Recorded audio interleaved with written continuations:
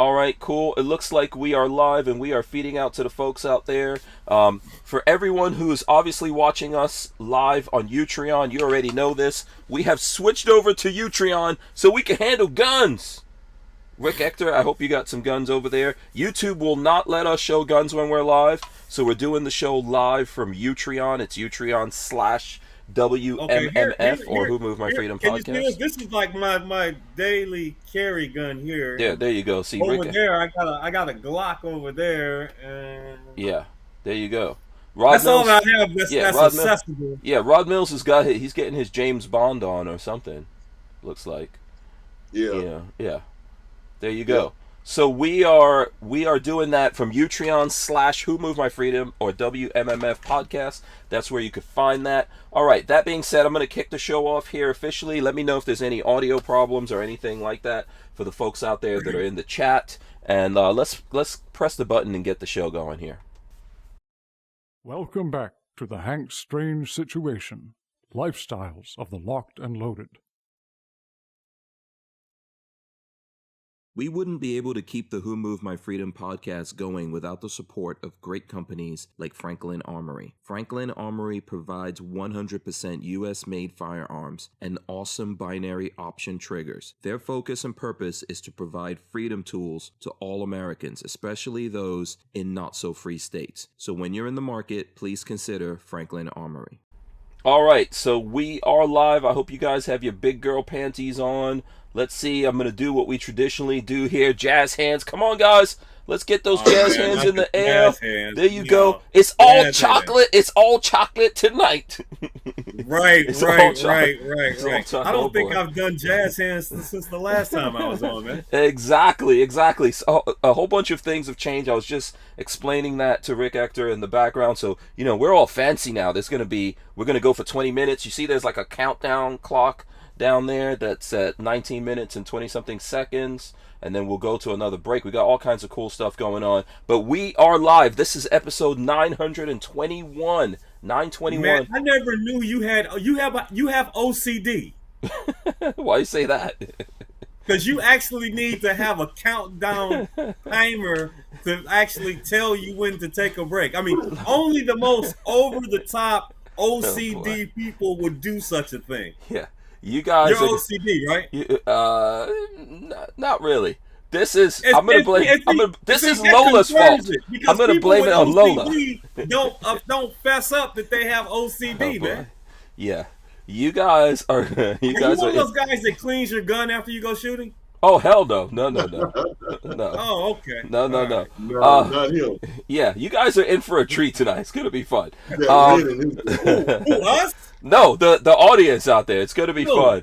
So listen, my guest. Well, first of all, the title of the show is the 921st show. So we've got about like 79 shows, and then we're gonna hit 1,000 episodes.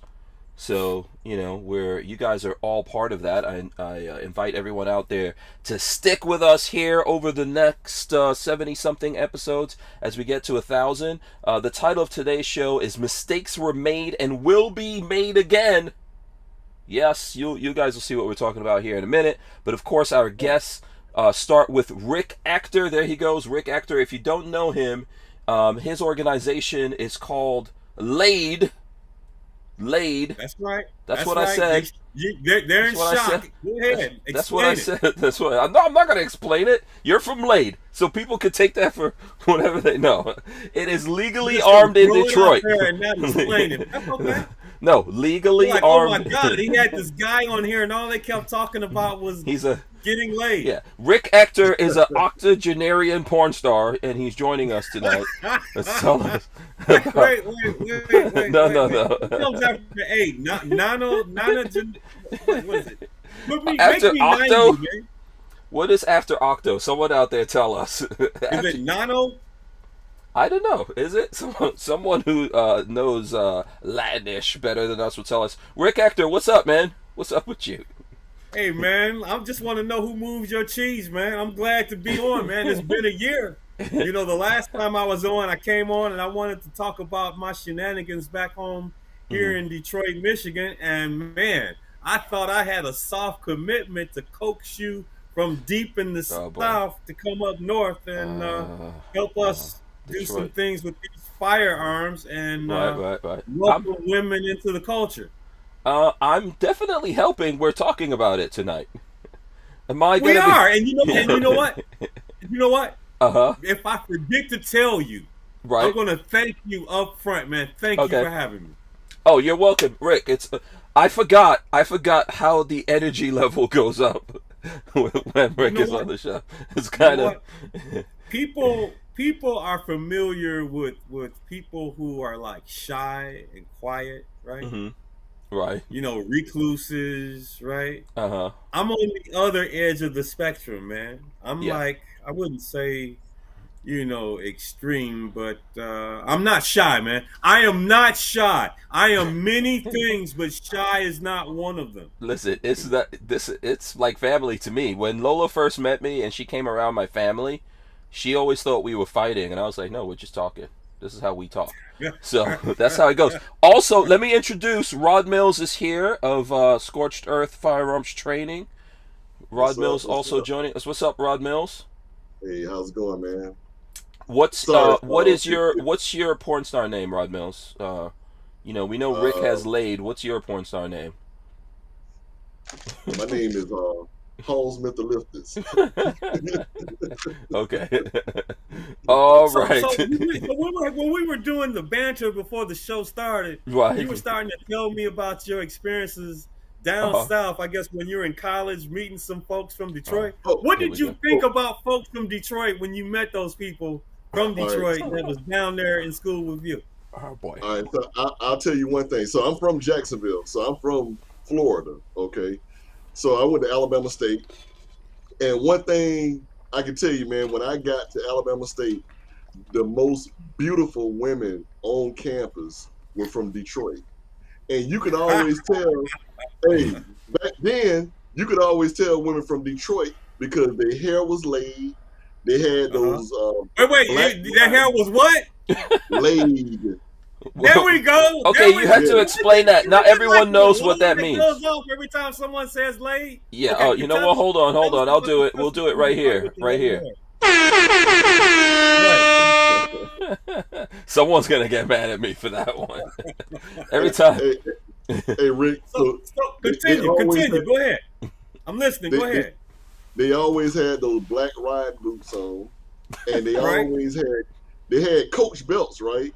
So What year is this, Rod Mills? What year? Sorry to interrupt. 87. 87. Okay. So by me being from Jacksonville, I didn't know anything about Coach. So I was always wondering why do y'all walk around with y'all tags on your belts and stuff? So they were like, man, this is Coach. And I'm like, what's Coach? And they were like, man, you must be from the backwoods. I'm like, damn. Yes. Yes, exactly. They made you like a straight up bumpkin. Isn't that the word, bumpkin? Hey, exactly. But I tell you, I went through the women from Detroit. I went to, I dated a girl from Cass Tech, Renaissance, Cooley. Wait, that's my alma mater. What's your alma mater? Cooley. Thomas M. Cooley High School.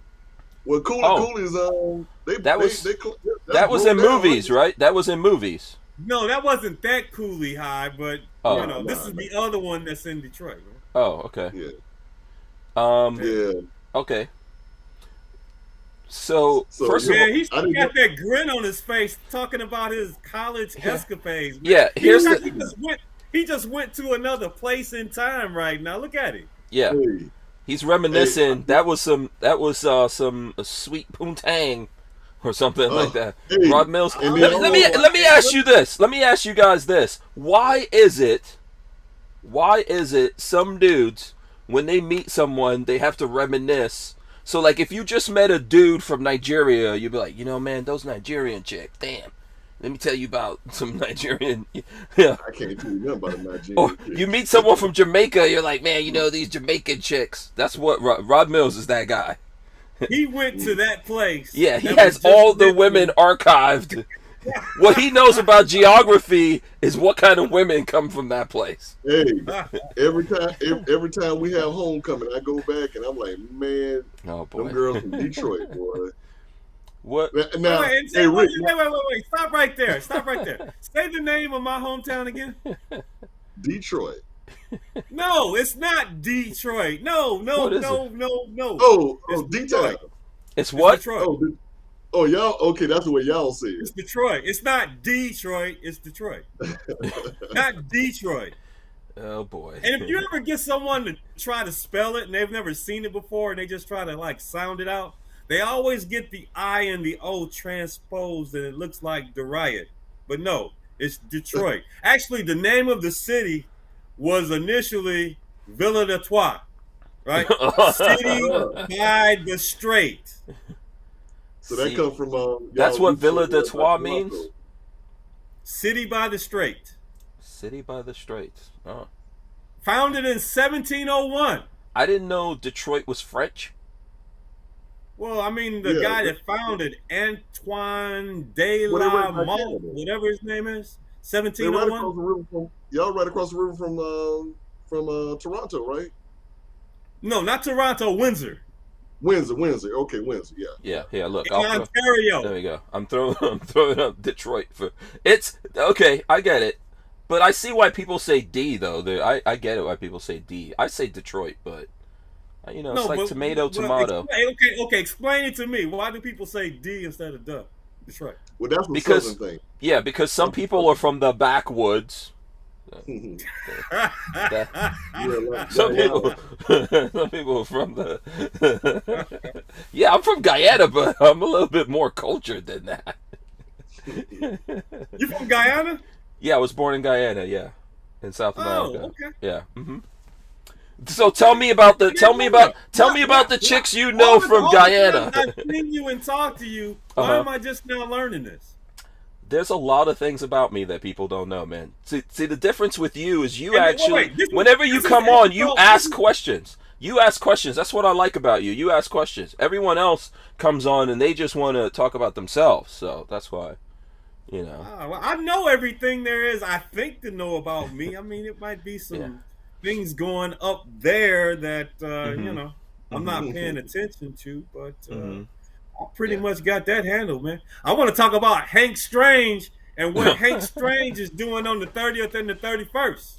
Of what month? I think he and Lola can jump in the Scooby-Doo mobile and come on up north. Listen, for a few days. right here in this that window right there, I've got the event. So it's the 11th annual Free Women's Shooting event for 2022, right? Do you see it? It's right over there. We can go full screen on it, actually, so everyone can see.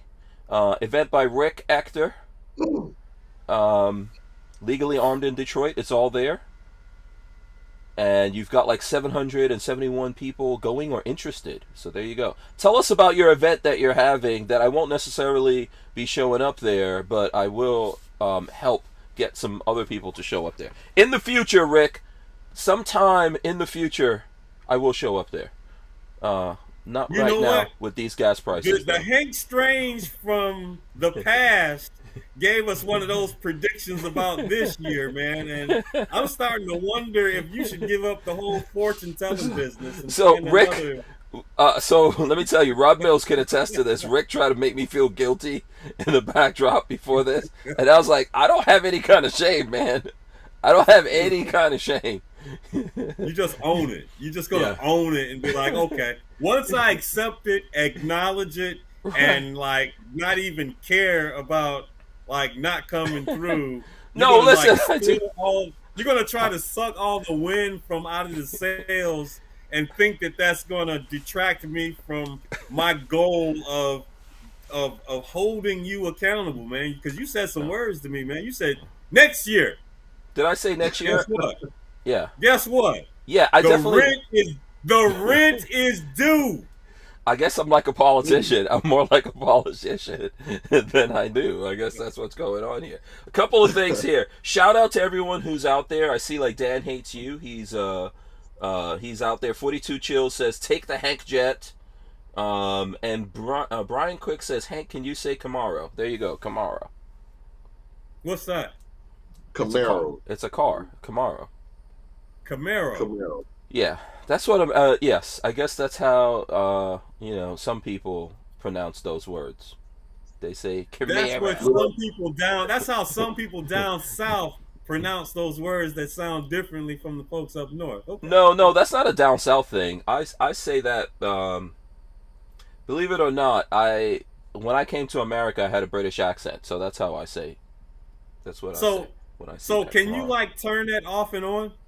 Not anymore. I used to be able to, but it's been a while. I've been here since the 80s. So, Okay. if I'm around a bunch have- of British people, I used to live in England, I used to live in Nigeria, but I went to England as a kid. I left Guyana at 5, and I went to England. That's really where I picked up do from. you remember from 5 what that was like, or is it like just? I gone? remember everything from since I was 5 years old. Before 5 years old, like Guyana is kind of blurry to me. I remember walking through cotton fields and stuff like that in Guyana. I remember being chased by people or whatever because I'm mixed. I'm half Indian and half black. And in the 70s, believe it or not, in Guyana, that wasn't actually cool. Guyana is like half Indian and half. I've never seen a cotton field, man. You've never seen a cotton field? No, I mean like in movies and like in a picture. Oh, okay. I'm the only one I've seen on it. the Yeah, show come on. tonight that has never seen a cotton field. Yeah. Why have you never seen a cotton field, Rick? Come on down here. We got plenty. They don't grow cotton up north, man. Well, yeah. I mean, yeah. There's some different reasons, but it's not. Listen, I understand all the connotations. It's funny. The other day I think I was in Walmart and I saw like a fake plastic cotton plant. And I was telling Lola, I was like, "Oh man, we should get that and put that in the van." Lola was like, "Oh no, we can't put this cotton plant in the van. That's not a good look." I was like, "Why? Why would it not be a good look?" And she's, obviously, like, you had slaves working in the cotton fields. I was like, "Yeah, but Man, that's not the cotton's fault." I probably wouldn't even recognize a cotton plant. Oh, okay. Oh yeah, you know one when you see one. Trust Yeah. me. Do you know that you can actually eat those things? I know You that's can eat a what- cotton plant. Yeah, I you didn't. Yeah, there's Like, like eat a it fruit. like straight up raw. Would you have to Not like? not really. No, not really the cotton, but there is a fruit. I remember eating certain parts of it when I was a kid. So No, not a cotton plant. Like raw. not you can't really eat the cotton necessarily, but You can't. Well, you damn sure can't eat the other part because you can eat anything, man. If you could eat squirrels, Okay, if you could eat so squirrels. the other part of the cotton plant is spikes. So I know you can't eat that. If you Was this squirrel reference like completely random, or have you guys had some previous correspondence on the proper preparation of squirrel meat? Oh, I don't know anything about the preparation of squirrel meat, but Okay. yes, people always talk about how squirrel's good eating. So there's a cotton plant right there. So that's There's why I said, if you see those little spike things there, you can't eat those. Trust me, you cannot eat any part of a cotton plant. I'm looking at this like I've never seen it before. Plants man. are in different stages, Rod Mills. Plants are in different stages. So every plant has a fruit. Every plant has a fruit. So there you go. Dan Hates You says they make candy out of cotton. No. Is that like where cotton that's not candy true. comes from? No, cotton No, candy that's is just sugar. sugar, man. It's just sugar. You I know know that. at the state fair. At the state fair, they Cotton take that candy is little they sugar take that that's little in your- cardboard tube and they roll it around the inner circumference of the machine, and they Yeah, that's Like just like roast taking cotton. sugar and making it like almost like a spider web kind of thing. They melt it. Yeah. So that's what Night Train says. There's a lot of cotton picking plants in Georgia. There's a lot of them in Florida too. Florida, Alabama, Georgia, Yeah, Mississippi. actually, where I live, the area that I live used to be the watermelon capital of the world. Where I live, the part of Florida that I'm in, was the there are that much of them growing at any given period of time. Huh?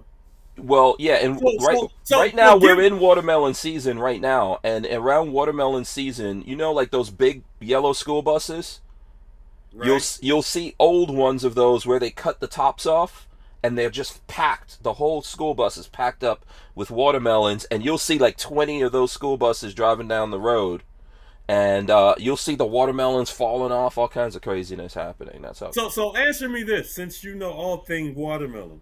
Other than a fruit No, not really. salad, can you do something else with like food preparation with a watermelon? With a Like, watermelon? I know you. I've yeah. seen people grill it, but it doesn't make any damn sense to me. No, I mean, I would think that from a culinary standpoint, watermelon would be kind of boring, wouldn't it? I wouldn't say And you watermelon. guys have more of it than anywhere else. Yeah, apparently. no, I wouldn't say watermelon. I think watermelon is the like perfect fruit, man. You could take watermelon and just eat it, and it's delicious. It's sweet and all that kind of stuff. It's got a lot of liquids and it's freaking awesome just in its own state. So I think it's a pretty perfect. You put salt on your watermelon when you eat it, or no salt? Salt or no salt? I don't understand the words coming out of your mouth.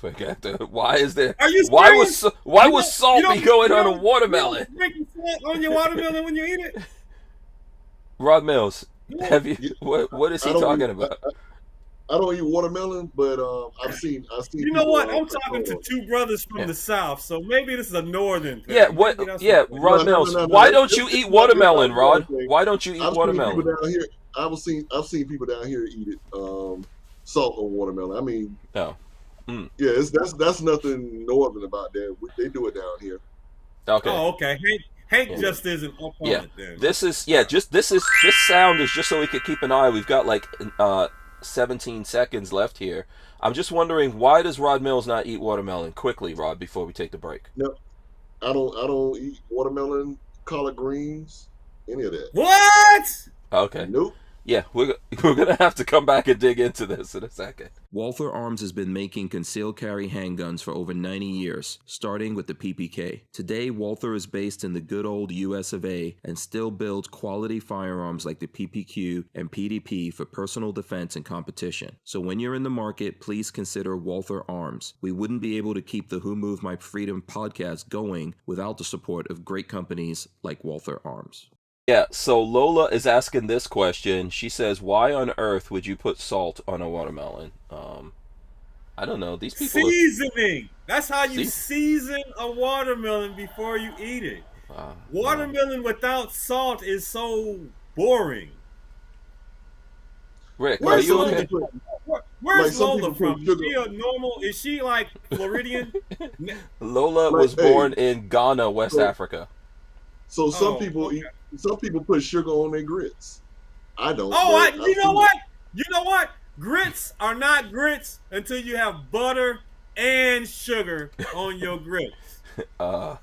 Yeah, I'm not a grits guy. I'm a cream of wheat guy. You don't eat grits at all? No, I don't really. No, I've had it before, but I'm not a fan of it. But listen, before we get too far.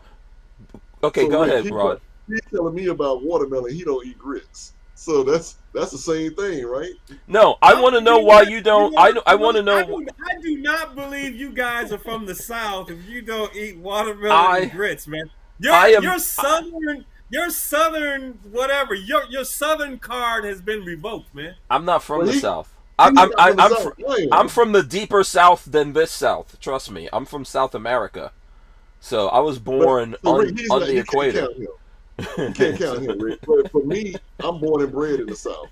But everybody in my family ate, grit. I mean, I eat grits, but everybody in my family ate watermelon and collard greens and everything, turnips, all of that. So what's up with collard greens, man? You don't eat collard greens? Yeah. But guess what? The thing is, Rob Mills, why are you racist against collard greens, man? Why? Wait. Do you eat mustard greens or turnip greens? No, but I eat spinach. So you don't do it. Do you even eat a salad or anything? Do you eat a salad? Very rarely. Very rarely. Oh, yeah. Okay. You're like a carnivore. Yeah, right. I'm with that. I won't eat a salad either. I'll tell you this: my daughter does the same thing, but she never got that from me. So where did she get it from? I don't know, because her mom. She grew up watching you not eat it, and so she said she wasn't going to eat it. Just like Dad doesn't eat it. No, because her mother eats it, all of that, and I don't. And so it's like I think my grandmother didn't eat it. So I think it's going. But here's the question I'm asking you: is it just that you don't like the taste of watermelon, or you don't like the taste of? Okay. Well, I don't eat hardly any fruit. I mean, the only fruit I may eat is an orange, and if I'm eating an apple, it's got to be pureed up into like a smoothie. Okay. Oh. Oh, now I know what's wrong with you. So it ain't got nothing to do with watermelon. He needs to incorporate some fruit into his diet. You're gonna get scurvy. You're gonna get scurvy, right, Mills. right. Rickets and walking around here with big bones, right? I can tell you one thing. Lola says I'm a northerner. I can tell you one thing. So I'm from the Caribbean. If people want to know, Lola says I'm a northerner. I'm not a northerner either. I'm from the Caribbean. I'm an American. I know. So I'm like, oh, you're an American. Yes, I'm an American. Very proud of it. But I'm from the Caribbean. That's that's how I was born and raised. And one thing I could tell you is if there was food and you didn't eat the food, you get licks. You didn't eat. If you didn't eat what was prepared, you didn't eat, right? No, is that what you're telling me? Oh, no, you will eat with tears. Man. You will be beaten and you will eat. Beat you to make you eat?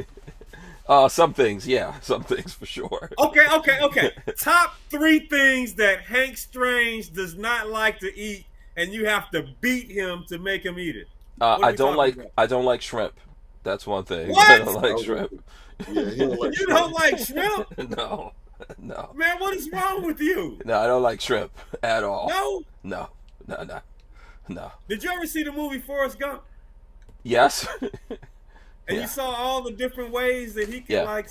Yeah. Did they mention curry shrimp? Like, I've been force beaten to eat curry shrimp and all that. With my mom being Indian, my mom would curry a lot of things. But no, I don't like shrimp.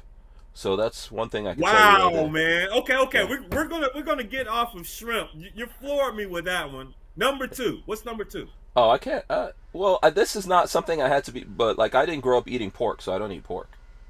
Okay, so you don't like pork. Yeah, okay. Yeah. My dad was raised as a 7-day Adventist, so there was no pork. You don't eat oysters either. Man, I'm thinking about. Yeah, I don't eat oysters. No, and I don't eat snail penis like some people. I'm not gonna mention, but some people, someone who's on this podcast eats conch penis or whatever. I don't know. Are you serious? Yes, I wonder who that is. Is that like a delicacy of some sort? I'm asking all the questions. You know, it's not me. I think we're ruining you, Rick. We are bringing down the gun community. Someone is gonna tell me, I can't believe you had Rick Ector on your show and you talked to him about snail penises and all kinds of craziness. You know what they say? When in Rome, do as the Romans do, man. And apparently, you run a very interesting ship here, man. Number 3. What's number 3? So Asper Warrior is saying that Hank don't like shrimp. He eats his steak well done. He doesn't eat bacon. His food opinions are irrelevant. You don't eat pork, so you. No, I don't eat pork. Yeah, you don't eat ham either, right? I eat turkey bacon or beef bacon, stuff like that. And yes, I like my steaks well done. I don't like eating blood. Wait. Who eats a well done steak, man? I mean, it's got to be like exceedingly tough, like shoe leather, man. No, not shoe leather, but it needs to be seared, man. I don't like seeing. I mean, you can have blood. it seared on the outside and have a nice pink center, right? Yeah, that I'm okay with. Yes, that I'm okay with. See, if I'm eating a steak, I eat my steak medium, man. Medium. It's still juicy. But I think this is perspective. To a lot of people, medium well done is overcooked. It is. That's what I didn't say medium well. Well, that's what Asper Warrior is talking about. That Asper Warrior is one of those people that just eats raw meat. That's There's some people that do that, man. They might throw it on the grill and like flip it. No, like just slice it off the cow and eat it. That's how. That's He says that it's not. It isn't. That isn't blood. It's just the color from the proteins, man. Okay. Yeah. Yeah. Lola says she has me eating medium rare now. So my kids, by the way, don't. My kids are not happy about that. They like steaks the American way. I like my food. I like my food cooked, man. I've lived outside of America. See, you guys in America that are used to having like healthcare and stuff like that, you can eat a raw steak and eat clams and all kinds of craziness, and you'll be okay. But people who grow up in third world countries, if you get sick, you're just gonna die. Okay, you just gonna sit I mean, there and die. suddenly the mood of the room just changed, man, and now we're talking about foodborne illnesses and dying and death. A certain Paul has fallen over the virtual room here, man. Okay, all right. What do you, you're the guest here on the show, Rick. What do you want to talk about? Look, man, look, let me tell you. I have been on a number of podcasts and shows and things, man, and I'm on my publicity cruise, my publicity blitz right now, man. So, I'm talking about this little thing that I'm doing, at the end of the month, roughly 2 weeks and a couple of days. I am going to empower women with knowledge about handgun operation, man. I'm going to teach them some fundamental firearm safety rules, and I'm going to teach them how to safely handle a gun, how to load it, go into the booth, and put some holes in a target silhouette, man. It's going to be a blast, Right. pun intended. Right. Okay, awesome. So folks out there who want to get involved in what's happening, it's happening in Detroit, right? Yes, sir. It's July 30th at 9 a.m. Until July 31st at 7 p.m. How do people get involved? Well, I mean, go to my Rick's Firearm Academy of Detroit page on Facebook, facebook.com/Michigan CCW. My personal profile page on Facebook is facebook.com/Detroit CCW. I am Detroit CCW on Twitter. I'm Detroit CCW on Instagram. Can you guess my handle on YouTube? Rick Gets Laid. Detroit CCW, man. Oh, okay. We had some momentum building. My IDs I've given you have all been Detroit CCW. Okay, hold on a second. I gotta find it. And then you blurted out "laid" in a fashion as if you had Tourette's or something. Just blurted it out. I think you wanting to say it over and over again, man. And it's cool. I want you to get it out of your system. I want you to feel comfortable saying it. Legally armed in Detroit. Yeah, I'm very comfortable saying it. Okay, so here we go. If you guys are searching it, I'll pull up the screen here. This is how you find it. Detroit CCW. I'll make sure I'm following it for that's this particular. That's my Instagram, and what's that right there? Take a look at my last few posts, man. Tell you okay, what, let's see what you got. Gun ownership in America here. Where are you? And Asper Warrior, who's in the chat, already liked it. By the way, Asper Warrior says, he says, "Amen, brother. Do that shit. Women need to find that power and use it." So there you go. That's from Asper Warrior, who already liked your thing. So he follows you. So we've got some people who are following you on there. Man, you know what? I made a post to at least Twitter telling folks I was coming over, and I threw up a quick post, on Facebook. Actually, I was going to put it on all of my social media properties, but I got the log on information, Yeah, we do that right before the show, man. This is impromptu. Right before showtime, man. This is freestyling over here, man. We freestyle it. You know what? I'm trying to let my people, my followers, I'm trying to turn them on to the strangeness of Hank. Yeah, and let them come over. They're either here or they will get here. We're gonna go out on audio. We're gonna go up on YouTube. I shared it up in some places. I want my people to know about you, so I'm like, hey, come check out Hank Strange, right? Yeah, absolutely. I appreciate it. I see you. You did something with Dana Lash.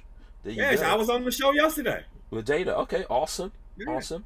Yesterday, I had 4 interviews yesterday, man. Wow. Okay. So this is so basically, like you said, you're on the publicity tour right now. I'm trying to see what else. Let's see. Oh, here's another post. Here you look angry. Oh man, because we had a topic to talk about, man. Firearm advocate pushes back on Detroit police. Okay, firearm advocate pushes back on Detroit police chief wanting assault weapon ban. Bam, there you go. Yeah, they just had police get killed down. So there was this, really sad story out of Detroit a few days ago, man, and it concerned itself with a police officer who went to this man's house, in accordance to doing his job, and the police officer was ambushed and killed, man, and it was really sad. And his partner started rendering aid, trying to, help him out. And she was exposed to the bad guy because he still had a gun and was still able to shoot. And luckily, some other officers were able to take the bad guy down, man. And so in the aftermath of this tragedy, there has been a call by our local police chief back home. He wants to ban so-called assault weapons, right? And so, in that article, I made it perfectly clear that the city of Detroit, the Detroit Police Department, everybody, who works in that space in public safety, to keep the public safe, you know what? You have my total, complete sympathy. But once you start using a tragedy and then try to transition over to using it as an opening to start railing against the Second Amendment, then I'm going to say, okay, we were together in solidarity up to this point. Now that we're having the, ban long guns, ban rifles and shotguns, this is kind of where the conversation is going to diverge. And let's have a conversation and debate about it, because I am, if anything, 100% pro-gun. I don't care what kind of gun it is. Pistol, rifle, shotgun, you name it, it should be legal. Yeah. It's interesting. This is today is one of those days where there's a lot of people mad at cops out there, right? I'm not saying they're mad at all cops. I definitely don't see the world that way. I think that there are a lot of cops out there that take their profession very seriously, and it's a really dangerous profession. And I've got like family members and friends and people that I love that are police officers. But with everything happening, Same here. I have family and friends that are law enforcement. So. Yeah, and with everything happening in Uvalde, I know people are mad. I mean, basically what happened in Uvalde was like horrible. For these cops to stand back for 77 minutes on the scene and not do anything. So there's people mad about it. But all these things that happen, there's folks out there, their first reaction is to go, yeah, this is why we should take these guns away. But the people out there who have sense in their heads, they don't have that reaction. It makes them go, this is why I need the guns. Exactly. You know what? I think most of America, when they saw all of the riots that were part of the so-called peaceful protests that were happening all over the country, I think it stirred so much angst and fear in so many anti-gun people, man. They scared them into gun ownership. And that's why we had, last year? We broke a record for firearm sales in this country, man. Yeah. And some people, when things slowed down a little bit, turned them back in or resold or sold them back. But a lot of people didn't, man. And so there are going to be some consequences behind that. You have a lot more people who not only have a financial investment in gun ownership, they also have an emotional investment because they're associating this firearm with their safety. Yeah, absolutely. And, once they become even more familiar, who knows? Some of the held political views on a lot of other things might be open to interpretation and may change as a consequence. Because, in the political space, man, people are treating guns as if it's a binary proposition. Like if you're a gun rights person or you're a gun owner, they either think you're crazy or you belong or beholden to, one particular political party, man. But the way I see it, if you are concerned about your safety and you take your job seriously as the covering and the protector of your family, a firearm is indispensable. Why wouldn't you own a gun? Yeah, exactly. Yeah, Rod, I know you want to say some stuff. Go ahead. I know you. No, I mean he's exactly right. I mean, it's a shame that Well, the one thing I'm gonna tell you is this, and it's ironic, Rick, that I don't know if you know who T Electric is. He's a Detroit guy that has. There you go. You said it again. Detroit. Wait. Say it one more time. Detroit. There you go. Detroit. So he's a Detroit guy, and his main thing is. As a matter of fact, he lives right around the corner from where the cop got killed, and he was saying that this is the main reason why we need these weapons, because keep in mind, if someone breaks into your home or somebody's going to shoot you or anything, you want to have at least what they have or something more lethal than what they have. You don't want to have below what they have. I mean, that's why cops started carrying AR-15s now after what happened in Los Angeles at the bank. Because guess what? Those guys did not have any type of assault weapon. They had to go to the local gun store that was around the corner from the bank and then get ammo from them and then try to, dispose of the bank robber. But, I tell anybody, hey, get you something, an assault weapon that, hey, you know what? That's going to be able to handle the situation. Now, me as an instructor, certified instructor, I tell them, hey, once you get that weapon, get instruction. Don't just get the thing and that's it. My hardest thing is when I find out, when I get my students, they were like, well, man, we didn't know all of this entail in, firearms instructor. I'm like, yeah, it does, It's not the movies. You just can't go out there and think you're John Wick. You need to be trained. Yeah. You know what? I want to take that class. You got a John Wick class, man? I need some John Wick training, man. Listen, we're gonna take a quick break. We're coming right back. We wouldn't be able to keep the Who Moved My Freedom podcast going without the support of great companies like High Point Firearms and Full Forge Gear, bags and gear for everyday life. Did you know High Point is an American family-owned and operated company located in Ohio with over 30 years of manufacturing experience? High Point is proud to be the home of the working man's gun and your source for affordable handguns and carbines with a lifetime warranty. So when you're in the market, please consider High Point. All right, so there's one thing I was going to say before we continue here. Typically when you talk to people who get into things, one of the things you find out is you run out of ammo really quick. I was just re-looking at video today when I was in the barbershop from Bun B. I don't know if you guys are familiar with Bun B, the rapper. Wait. I know you see all this gray, man, but I'm here. Yeah, Bun B is gray too, man. We all gray. Hey, you don't look that gray, man. What are you talking about, man? I got gray. As old as I am? Okay, yeah, there we go. How old are you, Rick? How old are you? Who, me?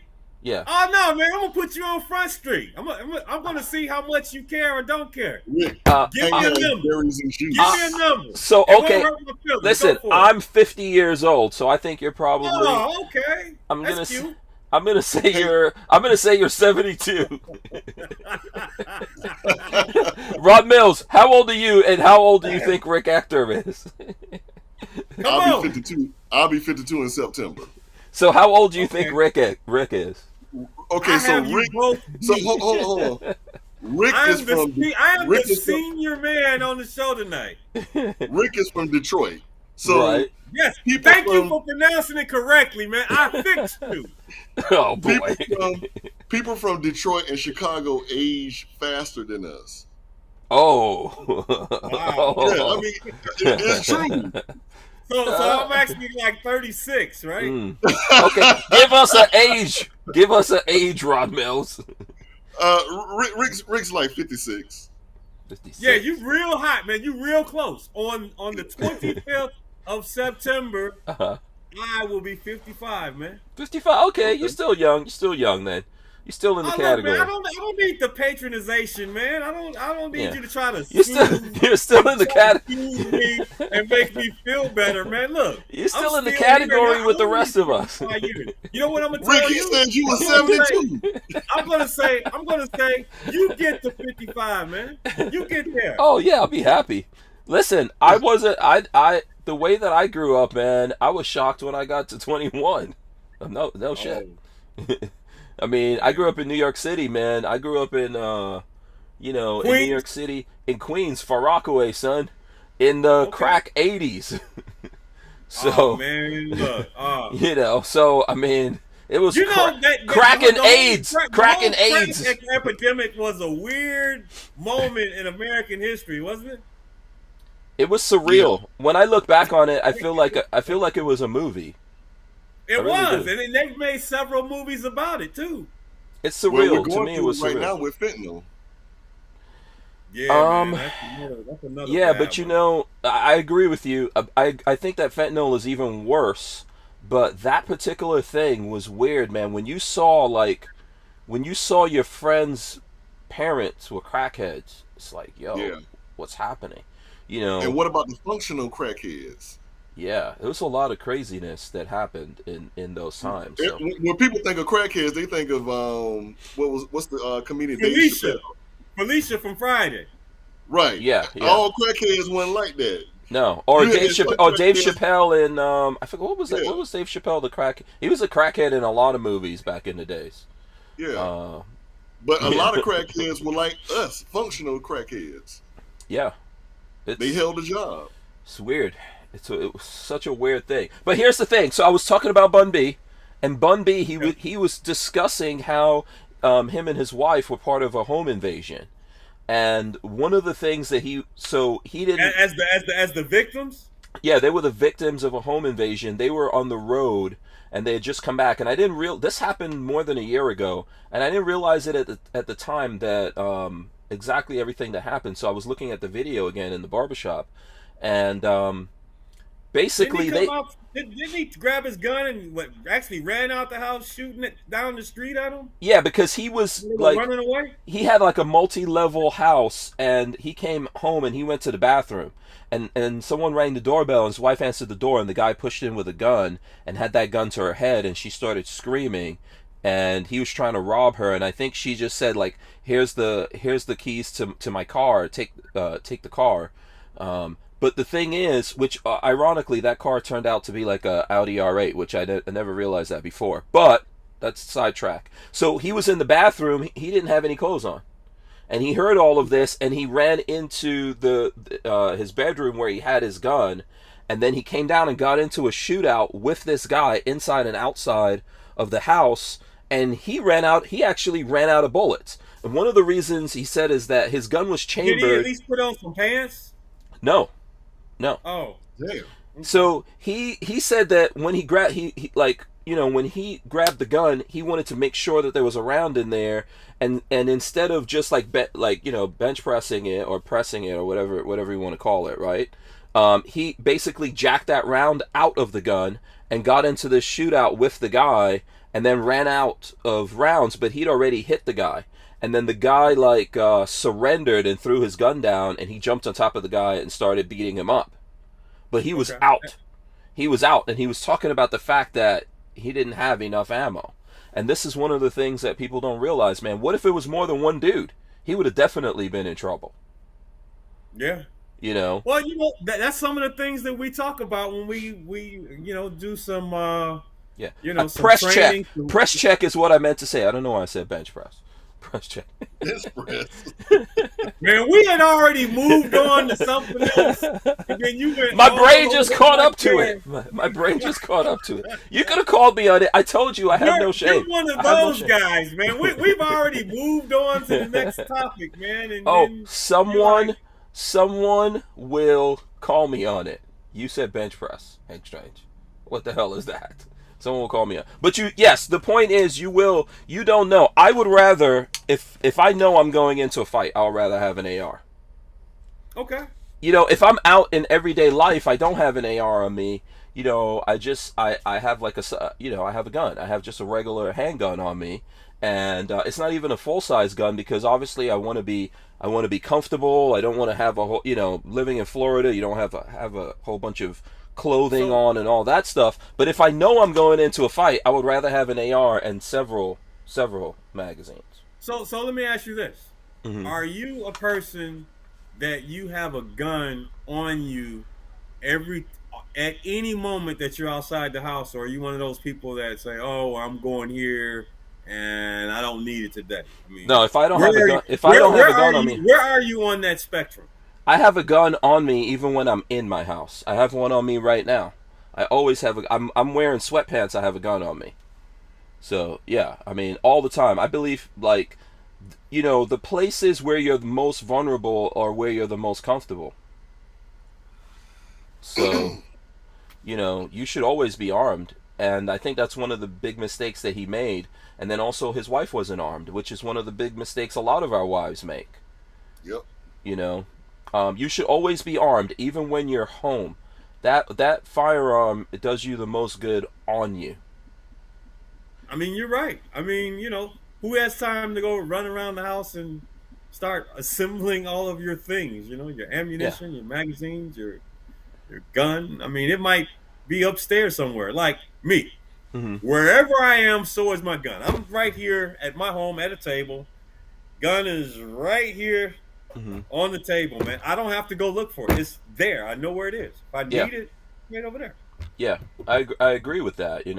But but I mean, I think like the conversation about ARs and these guys going after ARs, it's crazy. And when you see this thing, I know everyone's really upset about it. I'm upset about it. Looking at that footage and all that kind of stuff is like, it makes me sad. I was never in law enforcement. I wasn't in the military or anything. I'm not going to pretend or act like I'm a badass or whatever. But it makes me sad to see a bunch of professionals that their duty is to you would believe it should be to run into these situations. But if you're going to a school, specifically, you're going to a school with children, your only duty is to get in front of anything that is a threat to those kids.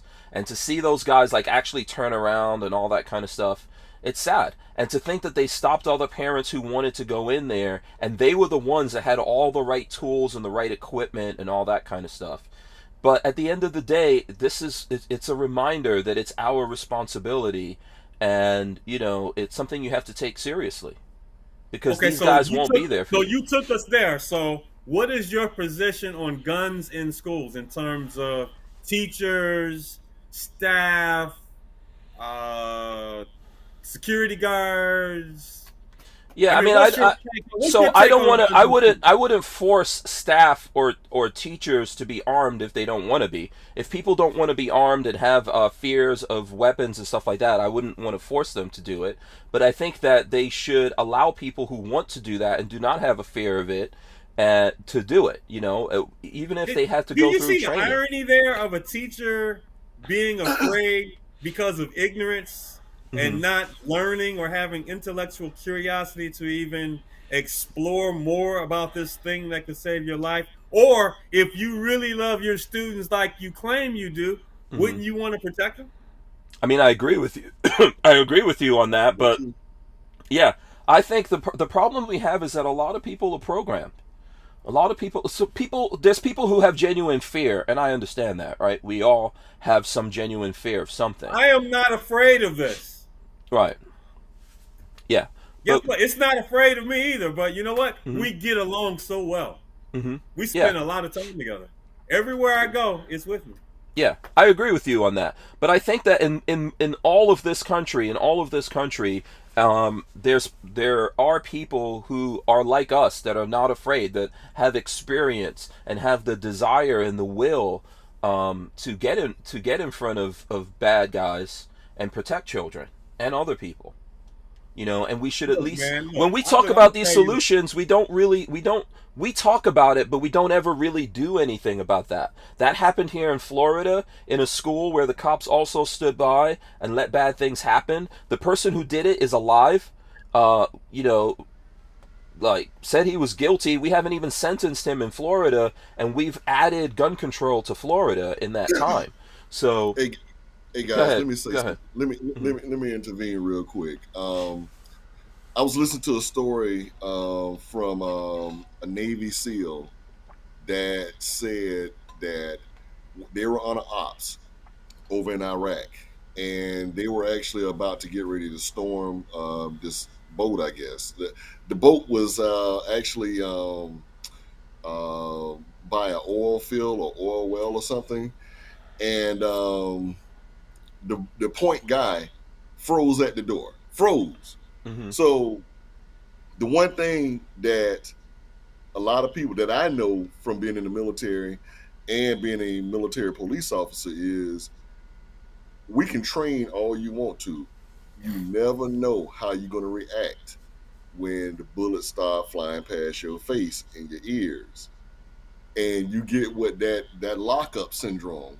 Mm-hmm. And clearly when I saw that tape today, like the one guy, the one police officer, you may not have noticed it. He went outside to throw up. Mm-hmm. Okay. And you could tell how nervous. You know, you should be nervous. I mean, I'm not saying that you shouldn't be nervous. Well, it's one of those things you have no control over, man. Mm-hmm. Right. Yeah. You know, Right. It's your brain telling your body that you're Right. in danger, and that your body starts doing weird things, man. Yeah. Yeah. Yeah. It's just You're like a typically not in boxer. control of that. Yeah. Mm-hmm. It's just like a boxer when you get hit with that one punch and your legs start going like spaghetti.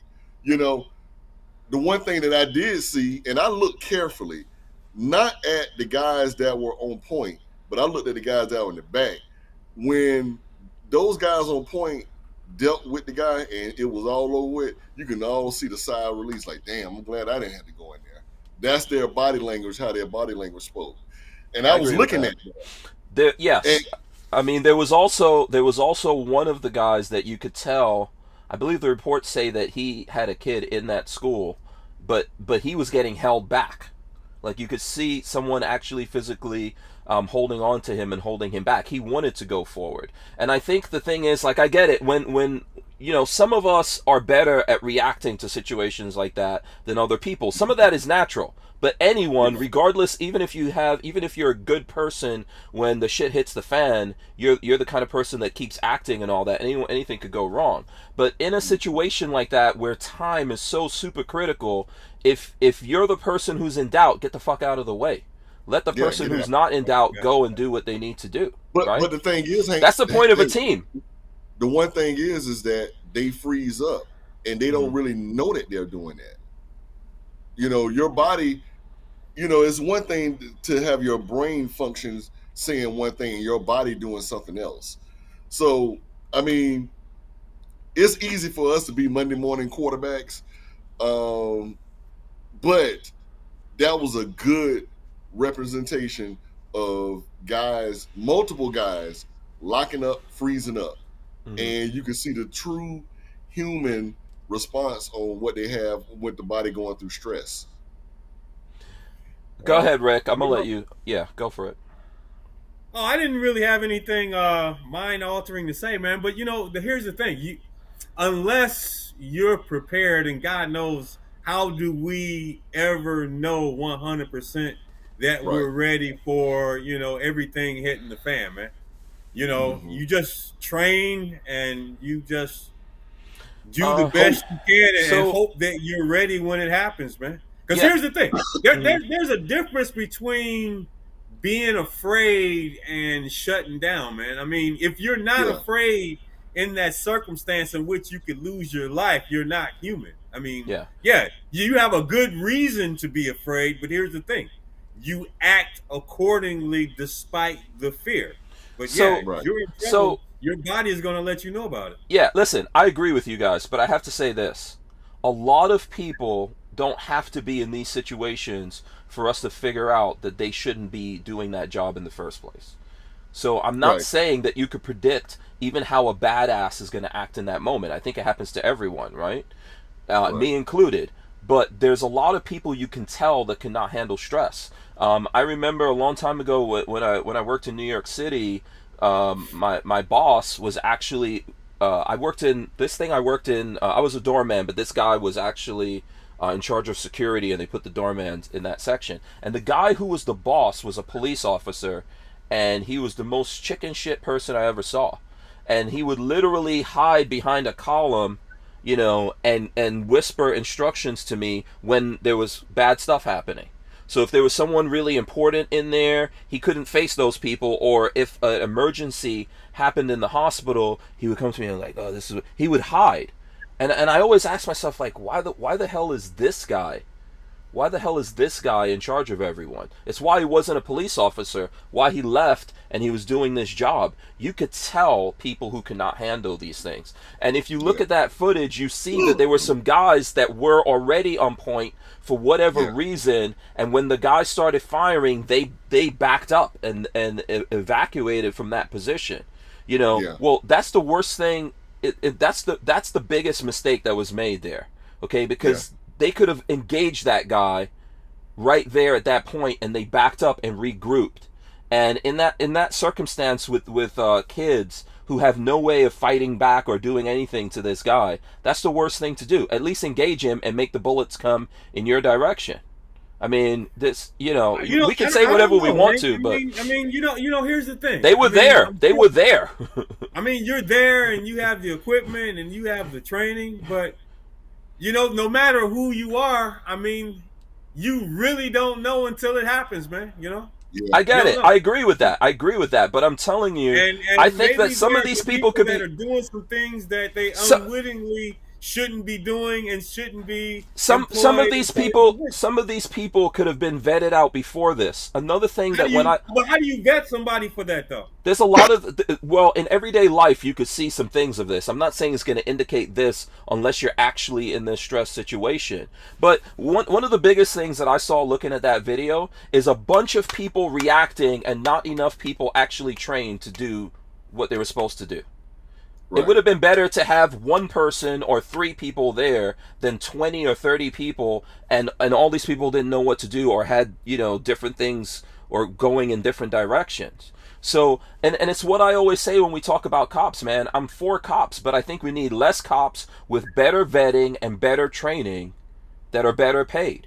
And we're going to get better results than this. Okay, so that's an interesting take. So, when you say we need less cops, you mean like less cops in overall numbers, or less cops that respond to a call for assistance?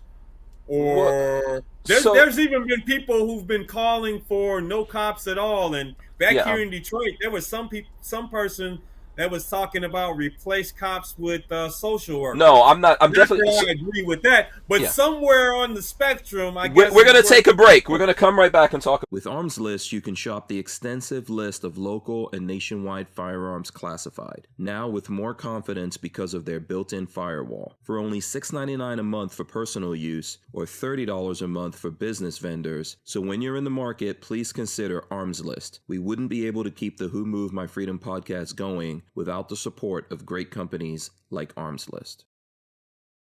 I mean, and obviously I'm not trying to be the person like, talking and here, because I want to hear from you guys and what you think. But just to clarify what I'm saying, I don't believe in like, get rid of the cops or anything like that. I don't believe in that. Okay. But what I think is that what a lot of places do, especially when you're talking about the big cities around America, like you're talking about LA, Miami, New York City, right?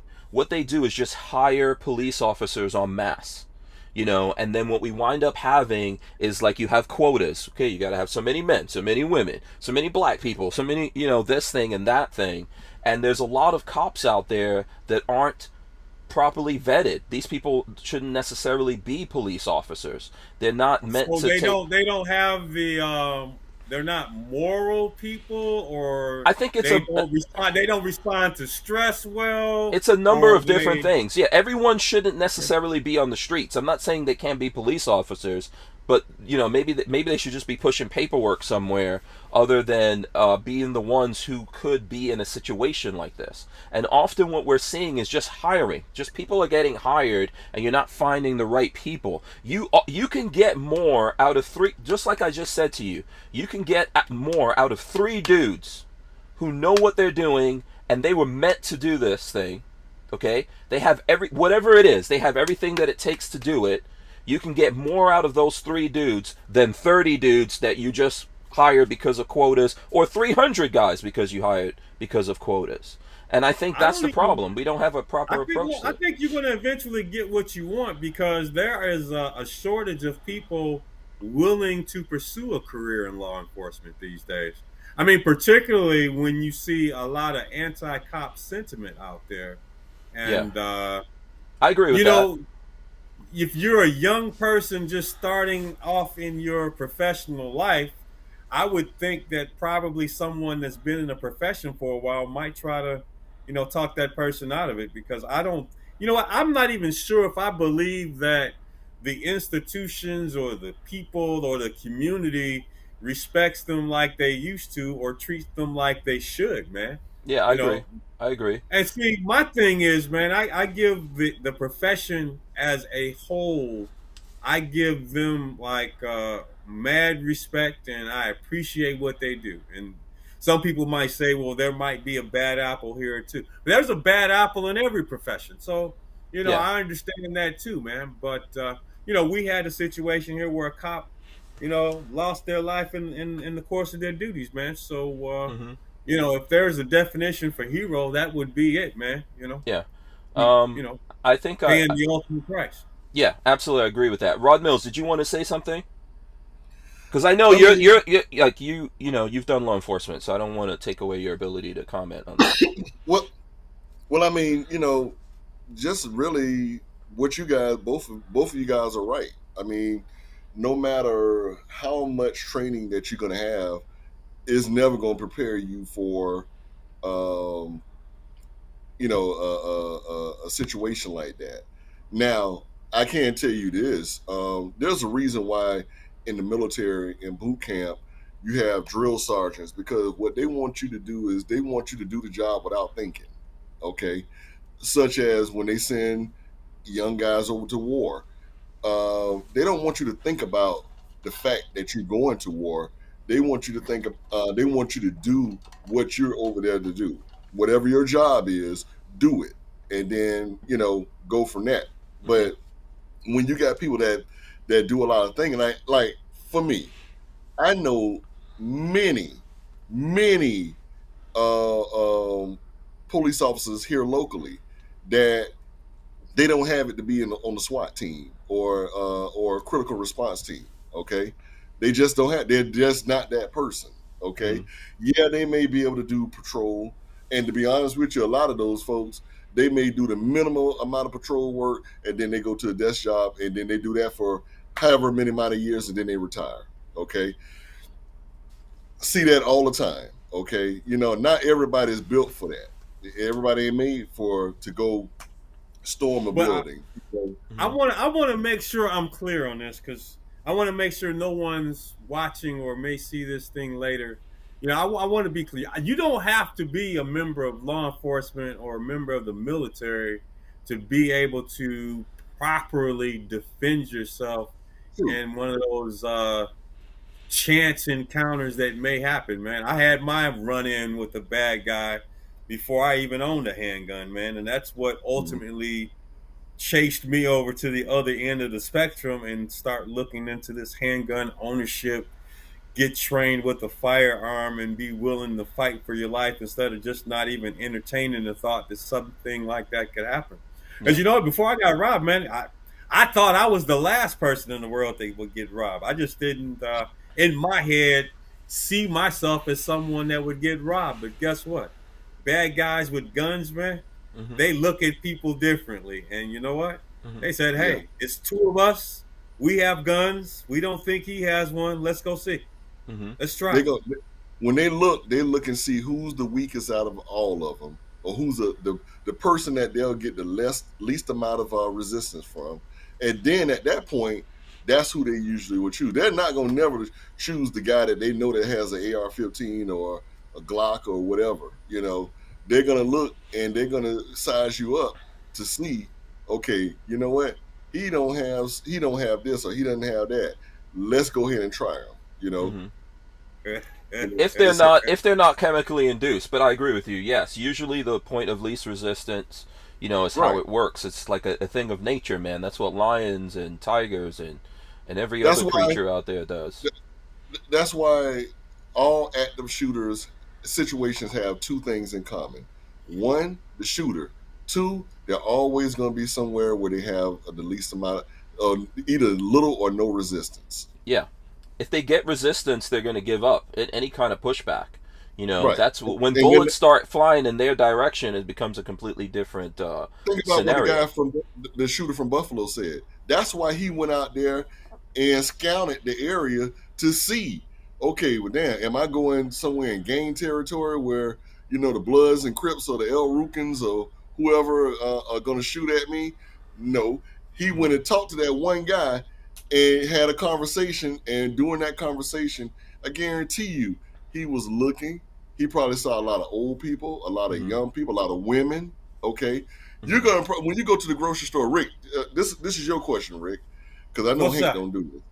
When you go to the grocery store, What's your question? Okay. when you go to the grocery store, do you see mostly men or women in the grocery store?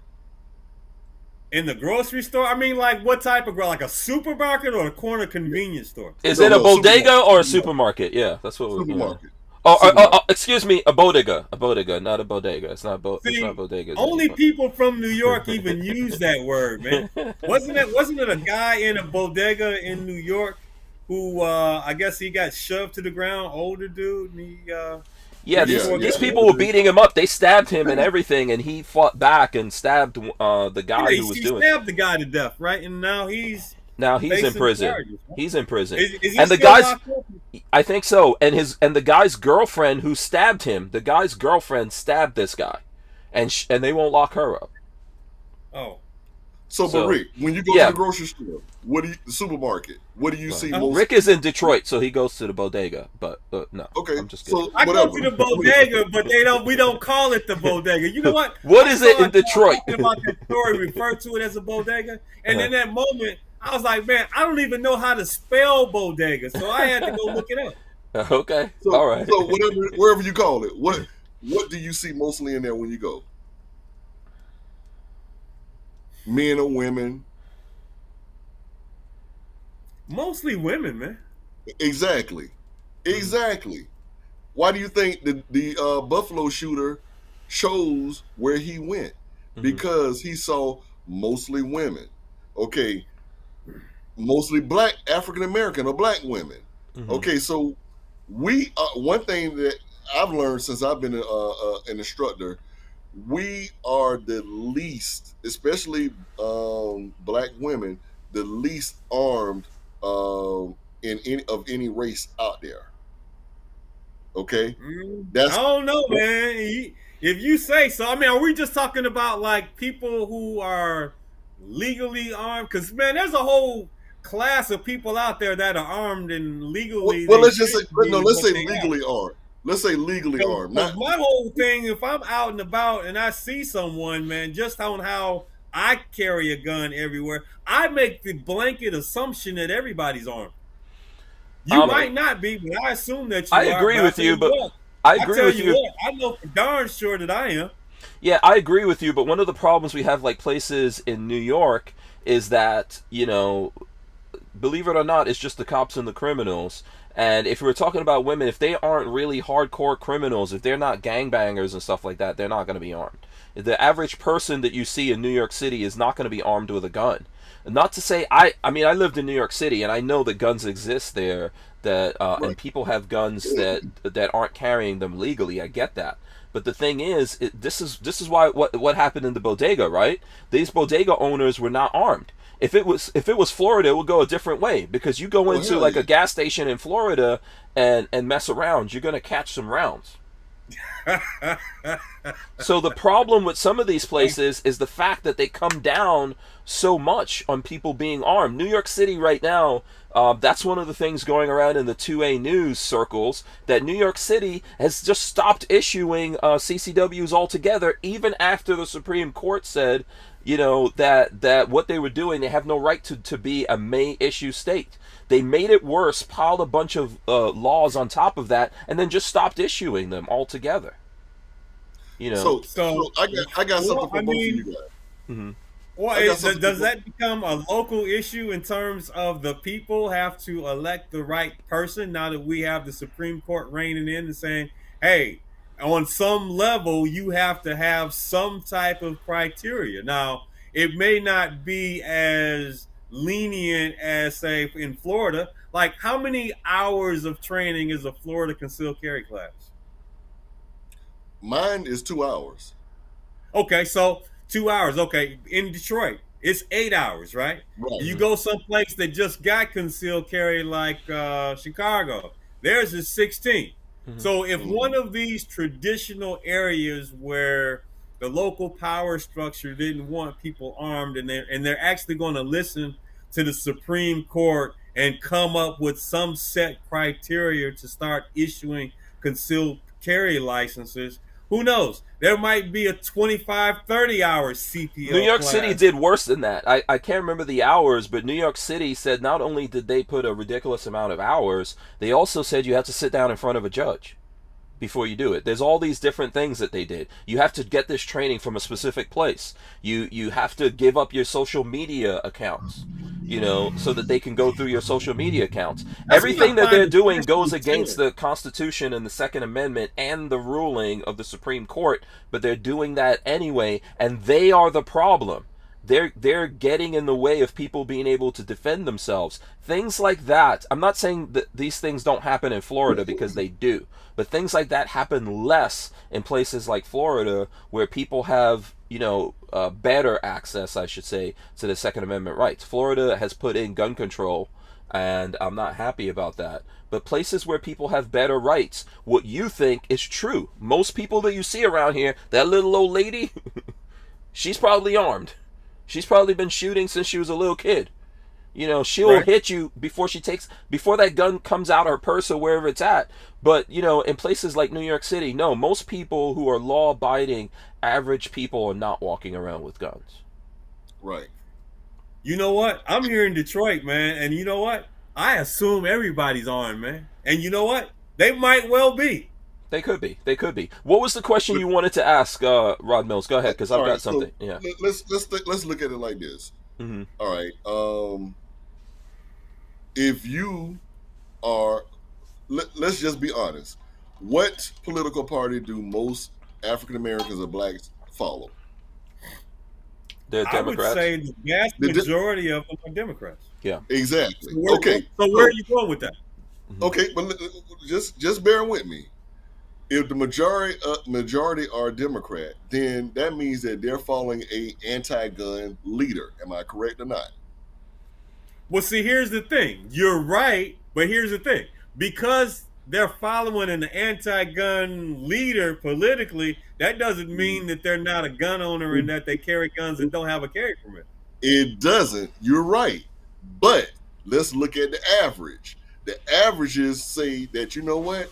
That they're more likely are going to be anti-gun, don't want anything to do with guns. And I've learned that from being a trainer for the last, 7 years. And regardless of that, they are empowering people to take guns away from them. So regardless, there's a lot of Democrats here in Florida. There's a lot of, probably most black people in Florida are Democrats, statistically.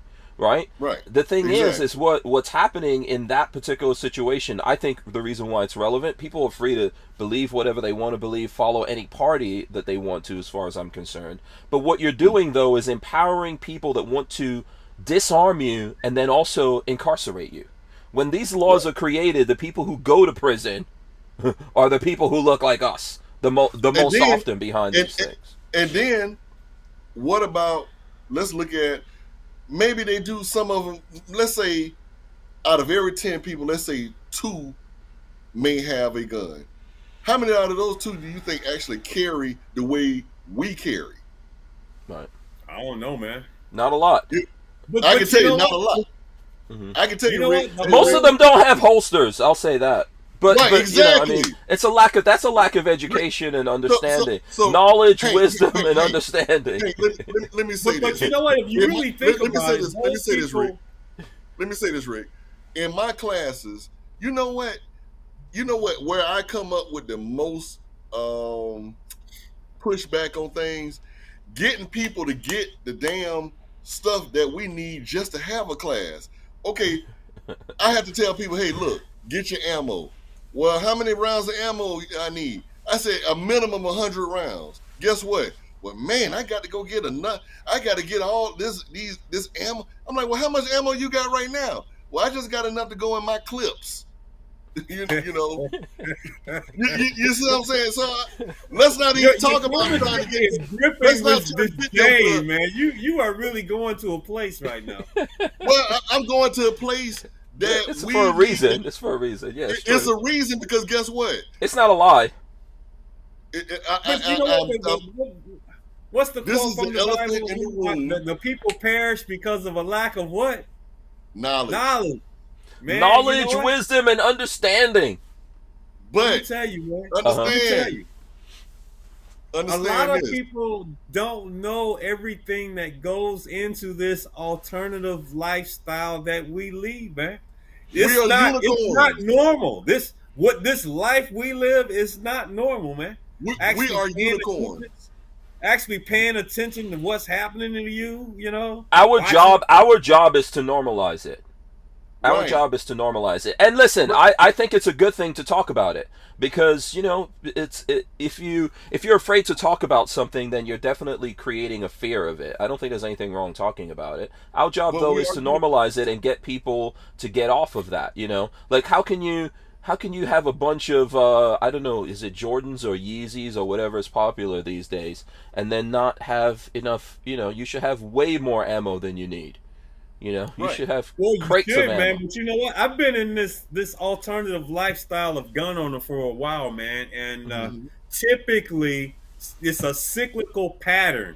There would be times and eras of high availability of ammunition, and then, you know, depending on who wins an election, you know, laws and things go a different way, and people start buying it up and hoarding it, and then ammo being hard to come by, and so it's been usually feast or famine, but it's all cyclical. Let me tell you, the older you are and the more gray you have, you will see this and you will know this. So it's usually the younger folks or the people who just got into the gun community that are really shocked. But I'll tell you what, man, I am not used to $6 gas, man. How much is gas per gallon where you guys are? Regular right now is about $4.30 where I'm at. If you got a BMW, it's $5.50. Yeah. It's going to go back. What is it in Detroit? What is it in Detroit? I'm not going to say it right. I'm protesting. It's Detroit, man. I'm protesting right now. Lola man, says the media. You're trying to get this. You're trying to trigger me. That's what you're trying to do. Yeah, push buttons all day long. Lola says the media makes it look like gun ownership. Trigger me, man. Yeah, Lola says the media. It's too high, man. It's too high. Yeah, it's too high. Listen, Lola says the media makes it look like gun ownership is simple and easy. We are going to take a little bit of a break here, and we're going to come back. There is something specific I want to talk to you guys about. I want to get your opinion of. So we're going to take this break and be right back. We wouldn't be able to keep the Who Moved My Freedom podcast going without the support of a DAO, or decentralized autonomous organization like Tusk Crypto. Tusk cryptocurrency is a firearm-friendly e-commerce option for online payment transactions, secured on the blockchain. So when you're in the crypto market, please consider Tusk, T-U-S-C. So just for everyone's info out there, Armament and Axis says $4.39 here where he's at. I think he's in Ohio. Asper Warrior says $5 a gallon is good in Arizona. Shelly Fungus says $5 here. So there you go. What was it where you're at, Rick? Man, it's like $5, but you know. Okay. Yeah. About a year and a half ago, it wasn't, right? Yeah, let me. But I'm not going to say anything about all that. Let me do this because we were talking about police officers, a couple of things, and I want to get this came out in the news a couple of days ago, and I want to get you guys' opinion of it here. Let me actually put my phone up on the screen here. So, child hits and swears at cop in heartbreaking video from Minnesota. Shocking video footage has emerged of a young child repeatedly hitting a Minnesota cop who was there to arrest a murder suspect, calling the officer a bitch and telling his colleague to shut the fuck up. The clip released by Alpha News was filmed last week in St. Paul, a city that saw widespread rioting after the nearby police murder of George Floyd and manslaughter of motorist Dante Wright. And it goes on here to talk about this kid. There is video of this. This kid is like in his underwear. I think he looks like he's maybe 3 or 4 years old. And he's like hitting the cops and really carrying on. I don't know if you guys can see that here. And I think see the clip, man. I see the clip. The one thing that bothers me more so than the child acting that way is the people who decided to film it and then publish it and put it all over the internet. Mm-hmm. I really have a problem with that. Now, having said that, there's obviously a parenting issue there. Yeah, Oh, hell there were people in the crowd. People in the crowd were going after the police officer. It's a black police officer. They were calling him an Oreo head and all kinds of stuff. This is I think the police officer in this case was professional, right? He didn't attack this kid who obviously can't hurt him. He didn't attack him or do anything. Thank God he didn't do something traumatizing like put cuffs on him or something. Yeah, you know? But they were there to arrest a murder suspect to try to make this neighborhood that these people live in better. And I agree with you. Like this really speaks to the people that are raising this kid like this. You know, where was his parents at? Probably the people recording it, as Rick is saying. You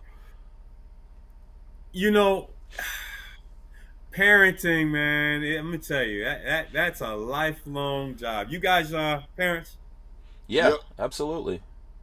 So I mean, it's a lifelong commitment, man. Even when they grow up and they're grown, but then I guess you morph from a parent maybe into a parent/mentor.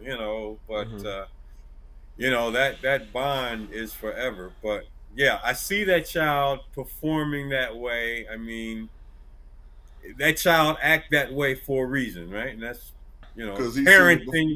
parenting matters, man. And it's not so much that because the child was, having some physical interaction with the police. I'm just saying in general, man. Just in general. Because, I'm old enough, and you guys are old enough to know that certain behavior back in the day, man, there was consequences. And listen, we got 150 plus years between the three of us, so repercussions and consequences. Yeah, man, there was some consequences and repercussions behind certain behavior, man. And I don't believe in abusing children and all that kind of stuff, man. What is there a difference between discipline and abuse? There is, and this is it all abuse? Yeah, this is the thing. I mean, I raised my children, and I would say that I was, medium strict, with my kids, very tough on my kids. But yes, in my time when I was a kid, when I was that kid's age, I could tell you that my mom would have beaten my ass right there in the street, right there. Right. I have a word for you. My word is ditto, right? But you know what? If people in our age bracket generation, raise kids the way we were raised, the kids would be better off for it and become productive citizens. But you know what? You probably would get arrested and put in jail. So, So guess what, guys? Think about this. I took a class. Not a class. I actually did a presentation with Masad Ayub. Okay, last week. Moss. Yeah, Moss. Yeah. So. Moss, you guys say Moss. Oh, that's nice. Yeah, or Mass. You haven't met him? No, I've never met him. He lives somewhere around here, but no, I've never met him. Yeah, he's in Live Oak. Oh man, he is one of the coolest guys in the Second Amendment community, man. That's what I hear. That's what I hear. Yeah, absolutely. I'm a fan. So Mass had a situation where we were talking about respect for the police. See, the one thing with respect comes from in the home. Okay. Think about it like this. Let's look at the most recent high-profile black murder by police. Okay, why, first and foremost, are you evading the police? Okay, because my thing is this. You can't chum the water with dead fish and bait and blood, and when you jump in the water, the shark bites you and you want to blame the shark. No, you put yourself in that situation. You shot at the police. You were running from the police. You had a damn ski mask from the police. When you pulled over, understand you left the car running and the car rolled away and you eluded police. So you know what? A lot of that stuff, man, you bring on yourself. Now, one thing Mass brought to my attention was I wasn't aware that Philando Castile was high when that situation happened. And also the things that what we didn't know was this. They said, well, he was going for his wallet. Well, his wallet, when they found the wallet, it was nowhere near where he was going for. The only thing that was near where he was going for was the gun. Mm-hmm. Let's talk about Trayvon Martin. I didn't hear those details, but yeah, I know. I didn't know it either. I know, but listen to this. Hear me out. Trayvon Martin. When we see Trayvon Martin's picture, what do we see? That little boy picture, right? Trayvon Martin was 6'3" and could beat the average man's behind because he'd been in so many fights. His mother, the reason why he was in Sanford was his mother could not control him. He was out of control. He was in a game. He was doing all these other bad things. You see what I'm saying? That's the stuff that when the news put on there, they're going to say, oh, he's just a nice little young kid, and all he had was Skittles and an Arizona drink. That wasn't it. That wasn't everything. That's, matter of fact, that's like maybe 15% of the whole story. But that is what the news wants you to think. And when I saw the real picture, matter of fact, they have a close camera picture of him when he was in the store. This dude is real, man. This dude is like, he looked like he's an NBA player. He wasn't that little kid that you would see on the picture when you Google Trayvon Martin. That ain't the picture. That ain't who he was. That was years before. Mm-hmm. Okay? So my thing is this. Go ahead. No, I was going to let Rick have something to say here. Go ahead, Rick.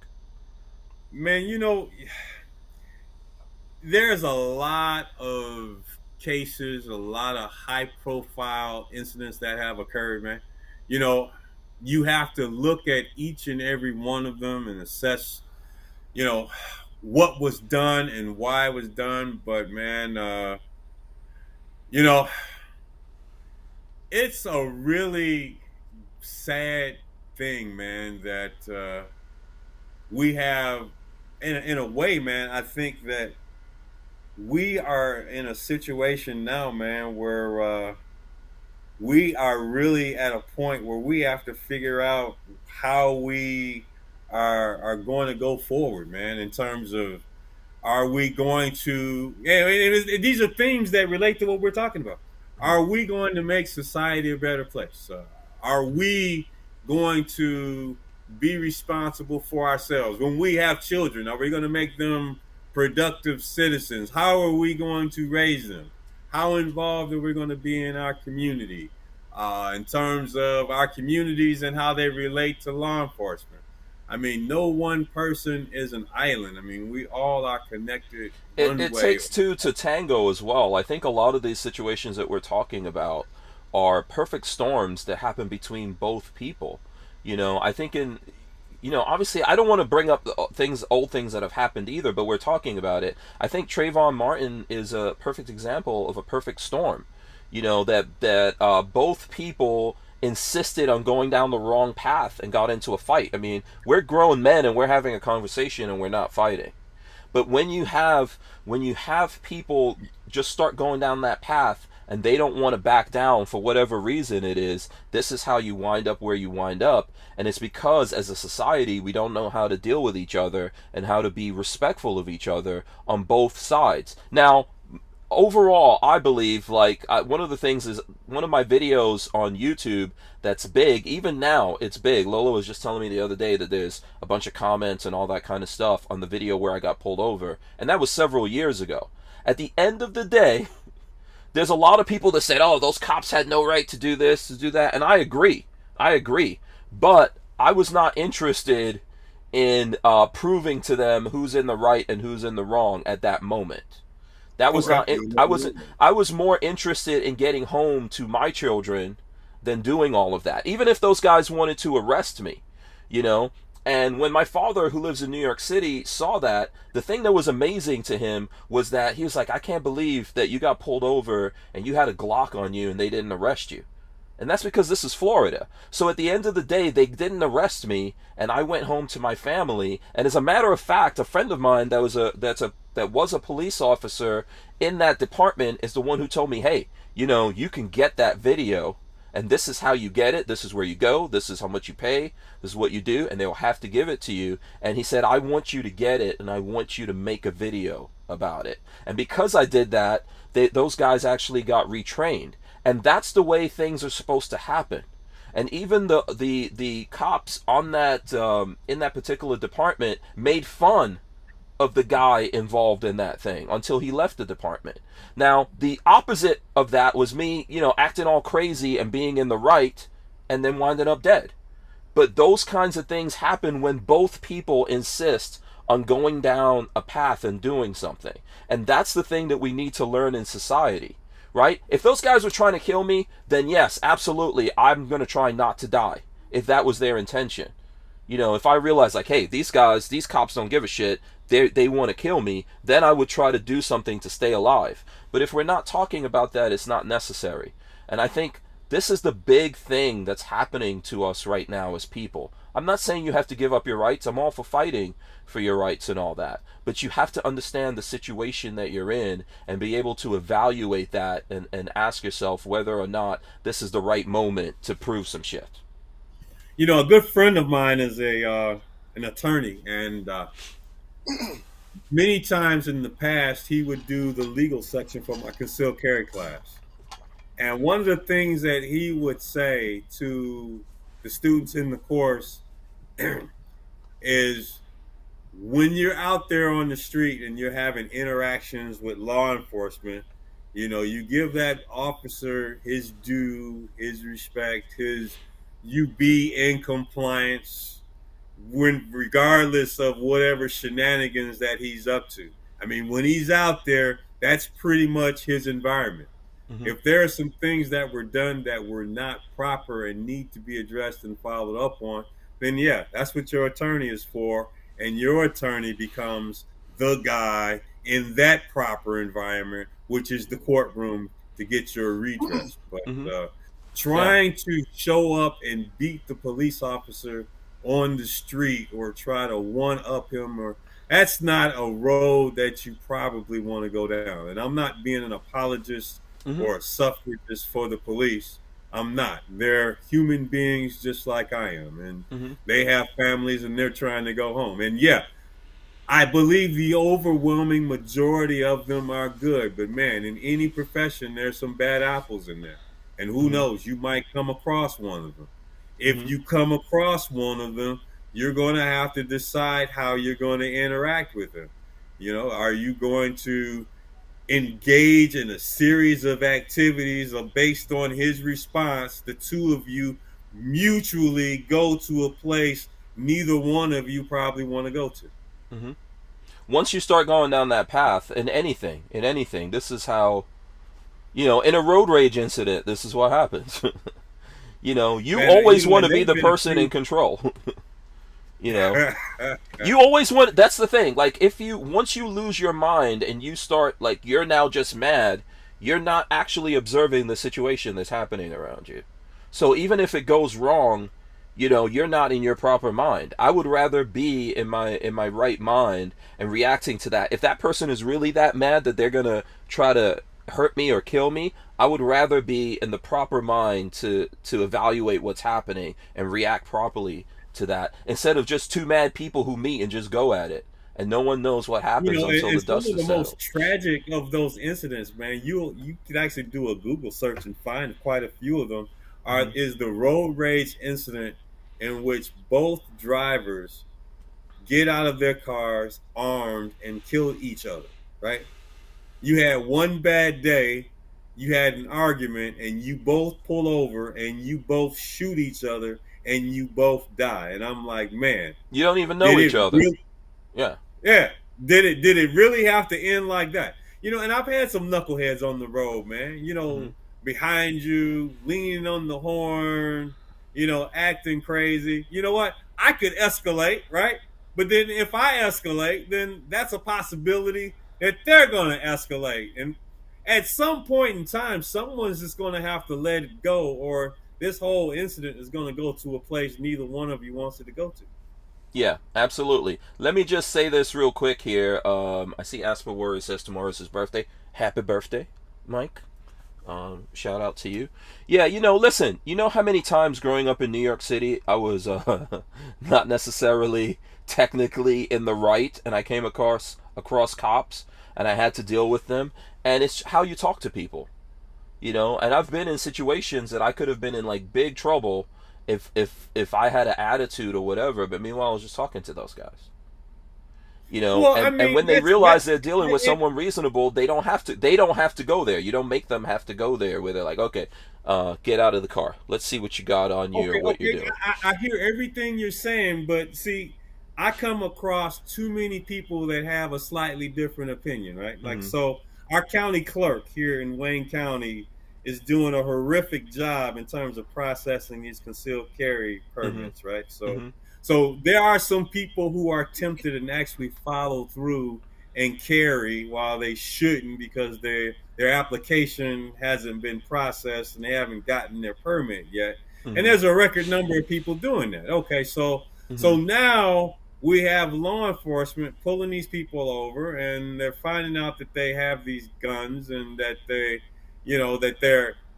did apply, but you know what? They are not afforded any courtesy. It's another notch on that officer's belt. He's got another felony arrest.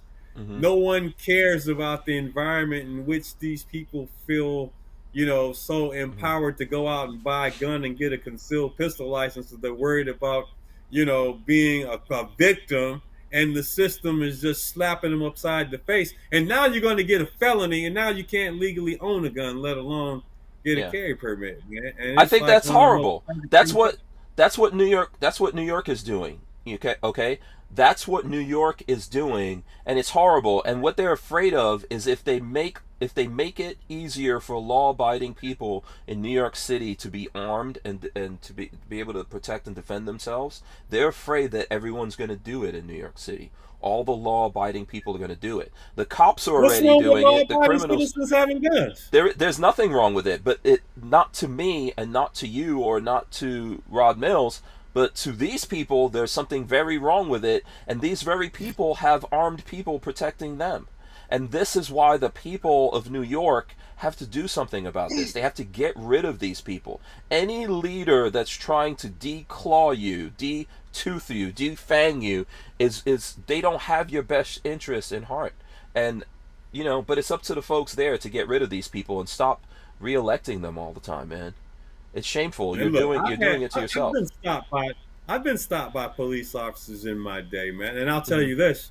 In my gray age, as I am now, I don't get stopped probably at all. But when I was younger and less gray, it happened on a regular, ongoing basis, man. And I'll say in the time since I've had a CPO, yeah, they pulled me over, probably because they profiled me. But you know what? They cut me loose, even though I may have done something wrong. But you know what? Hey, I'm going to give you a courtesy because we're going to take a break. The Who Moved My Freedom podcast is made possible by our partners at 2A Commerce. Veteran-owned and with over 20 years experience, 2A Commerce is the leader in custom e-commerce and web application development in the shooting sports industry. Clients include major brands such as Guard Dog Body Armor, Sylvan Arms, AccuFire Technologies, The Tactical Games, Warrior Knife Company, and yours truly, Hank Strange. Visit 2A Commerce and support this show by supporting them. Once again, visit the number 2A commerce.com. All right, let me just shout out some people out there. Cruiseman says he has orientation for his new job tomorrow. Congratulations on that. Congratulations. Good luck in advance. Yeah, man, that's awesome. That's awesome. And I want to see, is there anything else going on out there? Shelly Fungus says, once I became concealed carry, I ignore road rage 100%. Period. End of story. Not worth my time. Yeah. If it comes to you and you're backed into a corner, then this is why you conceal carry. But you don't want to be there. There's people out there wishing for stuff to happen, and I mean, if a person is a jerk, they're going to be a jerk behind the wheel in an automobile. You're going to run into one of them sooner or later. Mm-hmm. The thing is that, you know what? Be the bigger, better person.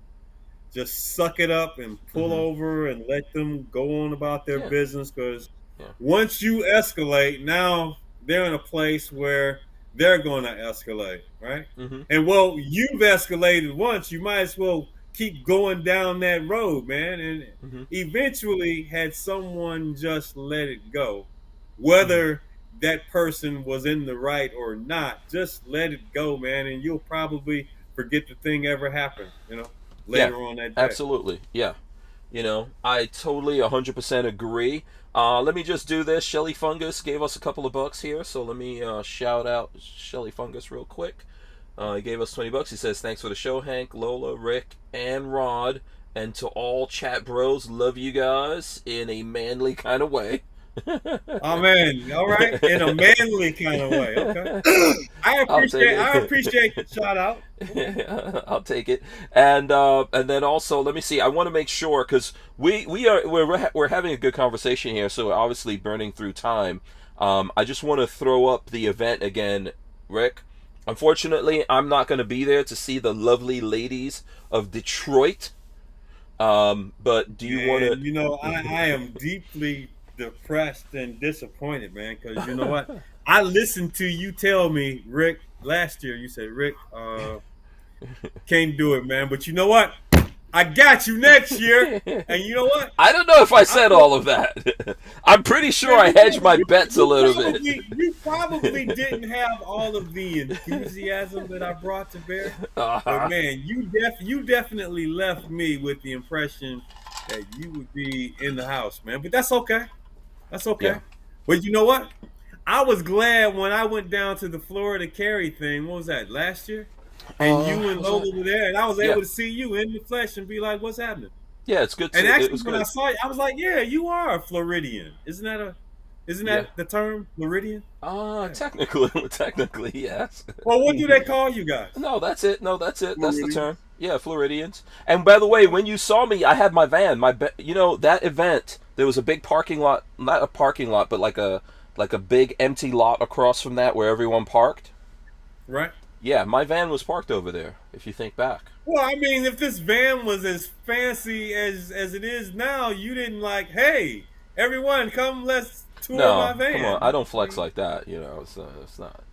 It was. It is what it is now, because we were talking about it before. It is, No, you were talking about it before. Yeah, I was saying, I was talking about it before. Man, you know what? We were there. Lola and I had just got back from somewhere out of state. I'm trying to push your buttons, man, right. And you still just no, man, no. See, you're from Detroit. I'm from New York City. It's gonna take a lot more.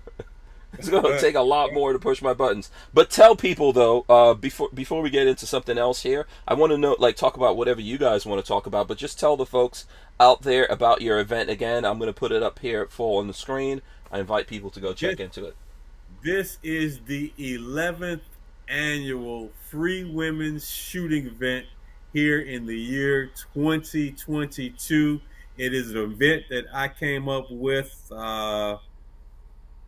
number of years ago, man, in which I saw a very distressing incident on the news. It concerned itself with a woman's body that had been sexually assaulted. She was raped, she was killed, and her body was discarded in the street. And I came up with this event, man, to give women some firearm training. That's my solution, right? There are probably other solutions to this problem of people assaulting and killing women, man, but you know what? That's not my wheelhouse. My wheelhouse is guns and teaching people how to use them for personal protection and self-defense. And so I came up with this event, man. And To introduce women into this field, I've removed all the barriers to entry. You don't need money. You don't need safety gear. I'll have it for you. You don't Glasses, need ammo, so it's not like Rod firearm, Mills. Rod Mills makes you have to get you ammo. don't need a target. All you have to do is register. When registration period opens 1 week before the event on the 23rd, register. You'll get an e-ticket. I don't want to collect info. All I need is your name and your email address. When you go to the venue, it's going to be on your appointed day at the appointed range. You can either print it out if you own a home printer. I don't even own a printer anymore.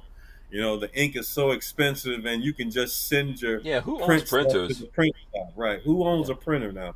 Probably Rod Mills. Rod Mills, I bet you Rod Mills has a printer in his house. Or you can just show the ticket on your cell phone. It's a nice, orderly process. You're going to come in, get a range safety briefing, and have a shooting experience.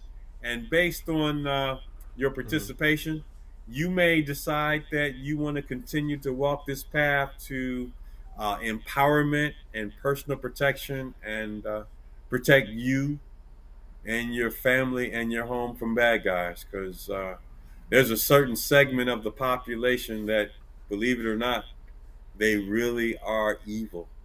It exists. Yeah. Hey, Rick, do you have anybody sponsoring you? Yeah, man, I got some sponsors.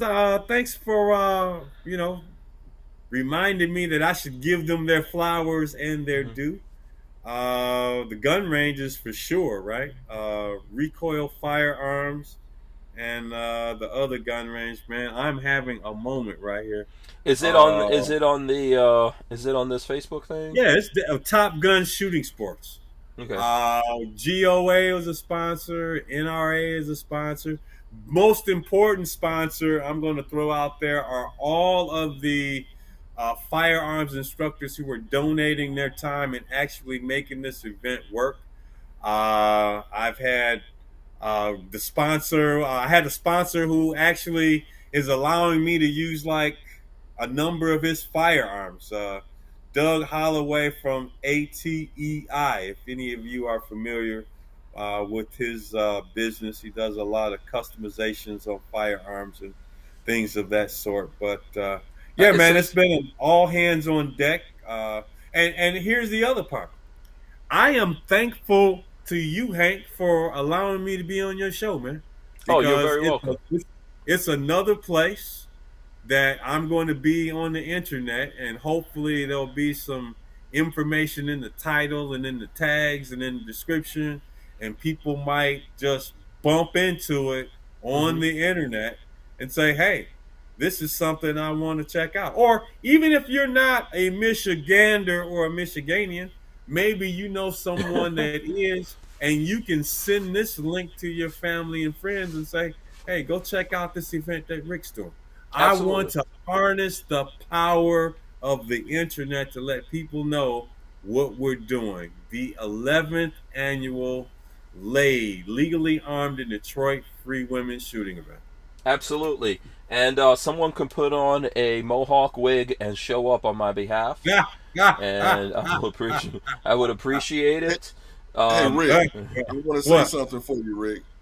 What's that? Next year, with my company, Scorcher Firearms Training, I always believe in doing charity work as well. Next year, if you would have me as one of the instructors there, I'd be more than glad to come on my own dime and come up there and help you out if you want. Hey, man, thank you. And you know what? You'll be warmly received. Just don't Hank Strong me and then don't show up, man.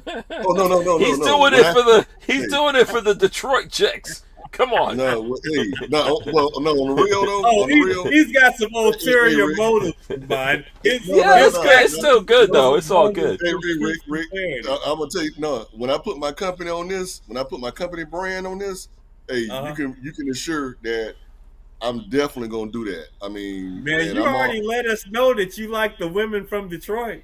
They Yeah, seem Well, to have made an that's impression on me. That's outside of the company brand now. When I'm talking Yeah. about the company brand, hey, if you want me there, I'll be there. Yeah. I Now get my he might take this hat off though after the course. He might take that What's wrong with company him hat taking off his hat off? after the course. No, I'm saying then it's a different story. No, but Rick, hey, let me know the information. How far in advance do you get your information for this event? You know what? There are people who are already asking me, when is it going to be next year, man? And you know what? I'm not going to say that I'm riled up by it, but man, I'm under so much stress right now just to make sure this thing happens in 2 weeks and 2 days like it's supposed to. I'm not even thinking about next year right now. I don't even know. I don't even know. You know what? I'm going to have to start over from zero and acquire resources to stock a whole new event. Yeah, it's tough. It's a lot of work, a lot of phone calls, a lot of conversations. Right. It's a lot of things that go on behind the scenes to do this thing, you know? Yeah, it's tough to do. That's not a lot of conversation that you're gonna need with me. All you got to do is say, "Hey, Rod, I want you here. Give me the Rod, date. I want you here. I don't know when it's going to be. When you get the date." So listen, Hey, I just want to say this. Hey. Hold on 1 second. I want to say this. So I was looking at the thing here, and the event takes place at Recall Firearms and Top Gun Range. And then the other thing that I do want to share with you guys here, I'm going to go to my camera. Shelly Fungus gave us $50. He says, donation towards Rick's event. Great job looking out and helping Rick out. Good on you. So there you go. But that's going all into my pockets, just so you guys know. But yeah, thanks. Anyway. No. I'm going to have to actually collect that money and then either send it off to Rick or, maybe help Rod get up to Detroit next year. So, well, hey, Rick, just give me a date and I will be there. You can count on me. Let me tell you, as soon as I know, as a matter of fact, while we're here using all of this technology, what's your social media platform of choice? Where do you spend the most time? Probably Facebook or Instagram. Here you go. Go to facebook.com/Detroit CCW. Do it right now. Send me a request right now, and I'll approve it right now. Rick, I already sent you a friend request earlier today. It's there waiting on you. Yeah. Man, let me tell you. And so Rick has been. So anyone, this is Rod Mills' Facebook for anyone who wants to follow it. I'm just going to throw it up here, Rod Mills, if that's okay with you. Lots of people who support Rod Mills, or even in the chat right now, there's some people who are on there, and Rod's pretty active on the social medias. Is always throwing up some good stuff out there. So there you go for anyone who wants to support Rod Mills, and I'll do whatever you want to do with that $50 from Shelly Fungus. Rick. So either Rod, R-O-D. Oh, Rod. Okay. Rod, yeah. Yeah, R-O-D. M-I-L-L-S. Yes. Like the singer, Stephanie Mills. Okay. Yeah. And like blue shirt, white pants? No. Hold on. Let me put his, here's what his Facebook looks like right there.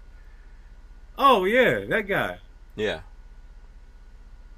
Owner/instructor of Scorched Earth Firearms Training. So there you go. He's a good. I'll vouch for Rod Mills. He's a good dude. He's been supporting us for a while here, supporting me and supporting lots of people in the community. So Okay, I'm looking at your profile page, man. And I don't see where it says like ad. You got like Cruise Man said I saw my face. There's a lot of people's faces on that thing I just showed. How come you don't have like an ad button on your page, man? I do. Well, it's I'm not not sure. showing. I don't know. Have you updated your Facebook? So Rick, Right. what I'll do is I don't know. 42 Chilled is putting in the chat a link to Rick Ector's event, so anyone who wants to click on it, go click through that. So Rick, when I look at your Facebook page, it looks like you got a Detroit Tigers jersey on. Man, it's Detroit, man. It's Detroit. It's Hold on. Detroit. Where is the? Here we go. And you were a little slow on the alarm, man. I know. What you saying, Ron? Shelly, hold on. Shelly Fungus says, I don't do Facebook, guys. Otherwise, I would have donated via Facebook. When we get that $50, I'll send it on to. I'll send it on to you, Rick, or. She can go over to Twitter, twitter.com/DetroitCCW. Okay, she can go to Instagram. Guess what? Shelly Fungus is a dude. Shelly Fungus is a dude. But CCW. Shelly YouTube. Fungus. It's Shelly... YouTube/DetroitCCW. Shelly Fungus is a dude. But yeah. Oh. He's a dude. Yeah, he just likes Shelly Fungus for whatever reason. He likes that name. Okay. So this dude's named Shelly anyway. So there you go. I mean, there's some guys out there named Marion, right? Yeah, I think that's Rod Mills' middle name. Tracy? What's your middle name, Rod Mills? Do you have one? Fred. Yeah. Rodimus Fred Mills? Yeah. Oh, okay. Or is it Rodney Fred Mills? Rodney. Wait. Or how about Roderick? Yeah. What's wrong with Rodney? Is it Roderick? Just Rod. It's just Rod. Come on now. Yeah. Okay. All right. I'll take it. There you go. Give us the Twitter again. I'm gonna let you do it again. Twitter here. is Detroit. Excuse me. It's twitter.com/DetroitCCW. Yeah. Shelly Fungo says he does YouTube and Utreon. So I don't know if you have some. I think you are on YouTube. You're Rick Ector on YouTube. I do have a YouTube channel, but I don't know if I put up a donation link there. Oh, okay. Send me an inbox, or better yet, my user. Well, shoot, you don't have that. Well, yeah. Look, man, when there's a will, there's a way. We'll figure it out. We'll get it sorted out. There you go. Rod, would you, before we, we've got like 3 minutes here before we start wrapping up. Was there anything that you wanted us to talk about? Anything you want to tell the people about out there? For those that are in the Northeast Florida area, this weekend I will be doing a mass concealed weapons certification class in conjunction with Ken Jefferson, who is running for sheriff of Duval County.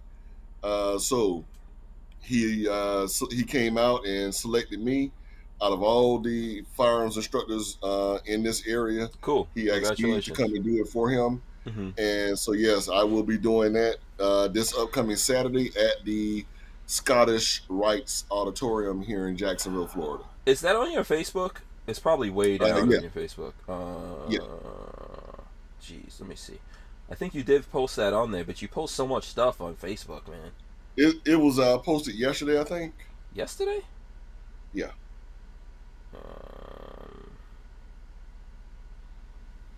Okay. Let's see. Then it should be on top of your Facebook here. I'm looking at your Facebook page. I don't see it yesterday. No. Keep going the other way. Keep going. Down. Keep going. You're not even going to take it. I stole that one from you earlier today. How much stuff do you put in a day? This isn't yesterday. This is all today. All this stuff. Is it here? Keep going. Oh, jeez, man. How much stuff do you post on social media? There it is. Oh, there you go. There it is, right there. Jeez. Rod Mills. How much stuff? What he has to do is put his class about every 4 posts. Yeah. That's a lot of... Rod Mills puts a lot of stuff. I want to go back. There's a part I want to go back to. To the woman that didn't have her... she was catching all the recoil. There we go. Yeah. This is where you do... That's bad recoil. That should probably hurt. What caliber is that? Oh, that's not good for the boobies. Yeah. That is not... Your boobie is not a stock. It's not a recoil device. But what is happening? Right? So obviously it didn't hurt. So I guess. Oh, that's probably silicone then. That's maybe. We wouldn't be able to keep the Who Moved My Freedom podcast going without the support of manufacturers like Safety Harbor Firearms. SHF is a quintessential family-owned small business, totally representative of the American dream. Safety Harbor Firearms is a Florida-based manufacturer of the compact entry stock and the SHTF 50 upper for an AR-15 lower. Also, SHF happily delivers on your Sten gun parts needs. So don't forget to check out stenparts.com and safetyharborfirearms.com. Yeah, as usual, I got caught out there looking at the boobies and getting distracted and totally missed that last break. But Lola doesn't get mad at you looking at stuff like that, making those references? I've always been like this. Oh, okay. Yeah, I've always been like this. So, I mean, does she get mad? Okay, the proper answer to that is, I'm just telling you, every single day, I spend every single day of my life where my wife is mad at me about something. So, I mean, she's mad at you every single day? Yeah, I guarantee you that, every day there's something that I do wrong. Typically in the morning when Lola wakes up, I'm okay. You know what I'm saying? But somewhere along the day, I say something that's out of line or, whatever. I mean, after, but you never make the same error twice, right? No, I don't do it twice. I make it like 3, 4, 5, 10 times. Man, I was trying to work with you, man, and give you like some latitude. Rick, I don't have shame. I have no shame. This is my problem. Man, you don't have any feelings. You're like one of those, what they call those people, they don't feel emotions? No, I do have emotions. Come on now. I'm a deep, sensitive man. So, we didn't even really show off any guns here, and we're about to wrap it up. I mean, how much gunplay do you have during a typical episode? Oh, we sometimes show guns, but we were having a great conversation today, so, I mean, it wasn't necessary. So I am. This is like an over-the-top reaction from you having to change vendors, right? Because you did something with a gun and they kind of punished you for it, and you were like, "No, I'm going to punish you." No, YouTube made a policy more than a year ago. YouTube made I think it's almost like 2 years at this point. YouTube made a policy where they would not allow us to go live and handle guns. This was their way of fixing the gun problem. So they decided to go after the people like us that are not. We're not the people going live and shooting people or hurting ourselves or anyone. But they decided to go after us, and so if picking this up on YouTube would result in your live getting pulled.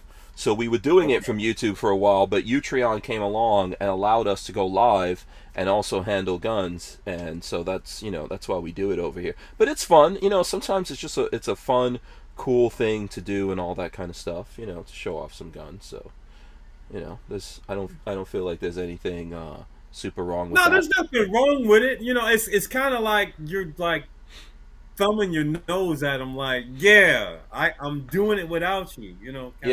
Yeah. I don't really think that you have moved on from them. I think there's still some anger and resentment. A little bit. There's a little bit. I actually, when they... Because here's the thing. Let me tell you. The opposite of, let's say, joy and happiness is like anger, right? They are like really so closely aligned to one another. Joy, really, and pain. They're on the. You sound like Raw Bass. That's a Raw Bass song right there. Because let me tell you, the opposite of love and hate, man, it's like no feeling or emotion whatsoever at all, man. Because if you were truly beyond it and past it, it'd be like blah. Next, what else is there out there? Like I've moved on, Yeah. No, I'll never get over it. I don't think you're there yet, man. No, definitely not. I mean, they did or said something to you. I think that really. They deleted my channel. No, that's one of the things. They deleted. How many videos was on the channel? They deleted my channel when I had 60,000 subscribers. I've always had more than 1,000 videos on my channel, and when I got it back, I'm like 120,000 subscribers. But right now they have my channel blocked. So if I put up a video, they limit even how many views I could get. There's a lot of crazy things that they do to gun guys. So there's no way back from that. That's like a permanent throttle to it. Well, it's them. They've literally turned on switches. They've turned on switches to block out. Like, I could put up a video and share it on my social media for the gun stuff, which I know, like, when I do the van stuff, I share stuff and I could see the numbers go up, and I could do that same thing with the gun stuff and share it all over my social media, and it doesn't go up by one. It won't go up by one view. So there are gun guys that they do things, and there's really not a lot you can do once you get on their radar short of deleting your entire channel. So it's just one of those things, and if they're going to be like that, it's not going to make me back down. So yes, I'm definitely not over it. I'm not the getting over it kind of person. Oh, I get it, man. It's like, David and Goliath, and you're like up for the challenge. Yeah, right? Man. You're going to like show them. Okay. Yeah, they're not taking me out of the game. I could easily just stop doing gun videos and put all my energy into the van stuff, for example. I'll actually be pretty well off. But no, man, they won't make me quit. Yeah, I have to be dragged out of this, man. This from my cold dead hands. My cold dead hands, right? Yeah, listen, we got to wrap this up. It was really a great conversation. Really glad that you got to meet my friend Rod Mills. I hope you guys communicate after this. Oh yeah, man. You know what? If you don't make it, he's coming to Detroit next year, man. Rod Mills is going to be wearing a mohawk when he comes down there. Okay, and so therefore he's representing the Who Moved My Freedom podcast when he gets down there. Juices and berries in my hair. Juices and berries. Just natural juices and berries. Okay, so listen. Well, look, man, for the record, man, look, again, I'm glad to be here, man. It was cool to hang out and have a ball and get some conversation in. It's been great, man, and thank you. Yeah, so here's what we're going to do to wrap up the show. I'm going to give you guys a chance here to tell everyone how they could support you and all that kind of stuff. I'm going to run in the end, and then we're going to come back. And obviously, Rick, since you're our special guest tonight, we're going to have you giving us words of wisdom. But I'm going to start with you guys telling everyone how to support you. I'm going to start with Rod Mills. If you could tell the folks, where do they go, how do they support you, communicate with you, etc. Okay, if you want to follow me on Facebook, please don't follow me on my personal page. Follow me on Scorched Earth Firearms Training page. Also on Instagram, that is Scorched_Earth_Firearms.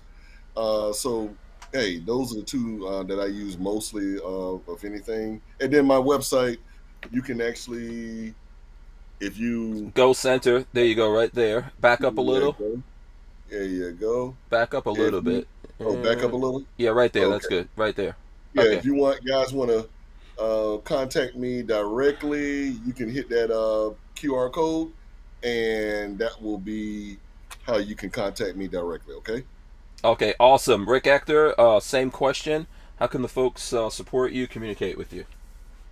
Let me tell you, I have made it my business to be easy to find, right? If you look for Rick Ector anywhere, you'll probably find me out on social media, whether it's on Facebook, Instagram, Twitter, 2,300 videos on YouTube. Man, I'm all over the place. Just look for me, you'll find me. My biggest thing that I'm really focusing on is this free women's shooting event that's going to happen the last 2 days of this month, July 30th and the 31st. Our goal is to empower a lot of women with the gift of personal protection and to give them a free range safety briefing and a free shooting lesson. And Hank, it's been real, man. Thank you for having me on the show. You're welcome. Rod, it was great meeting you, man. So when I figure out where you sent that request, I'll definitely get at it and add you. I still got some room, man. You cool guy, man. And you're coming down to Detroit next year. It's up. Yeah. It's up. It's I up. don't wear my It's- Michael Jordan jersey. It's all the way up. Listen, big thanks to you, Rick Ector, man. Thanks so much for what you do. You know, there's lots of folks in the gun community that Is appreciate Lola it. listening to the show right now? She probably is. Yes, she says she's gonna Hey send. Lola, thanks for having me. Yeah, Lola says she's gonna send you that money from Shelly Fungus. But I Okay. wanted to make sure I thanked you for everything that you do. Of course, Rod Mills, you also do a lot for everyone. You've done a lot for us and lots of other folks out there. So big appreciation for both of you guys. Are you going to GRPC this year? I don't even know what that is. You haven't been to GRPC? No, I have no idea. What is it? The Gun Rights Policy Conference. Oh, okay. No, I've never been there. Never been Where's there. that? Is it in Detroit? It's in a different city every year. It rotates. okay.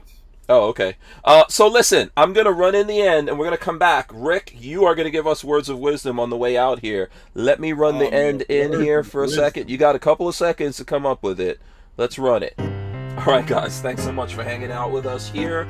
We will see you guys back here next week. Big shout out to all the people who are listening to us on audio. We appreciate you guys. You can get this audio podcast anywhere you get audio podcasts from.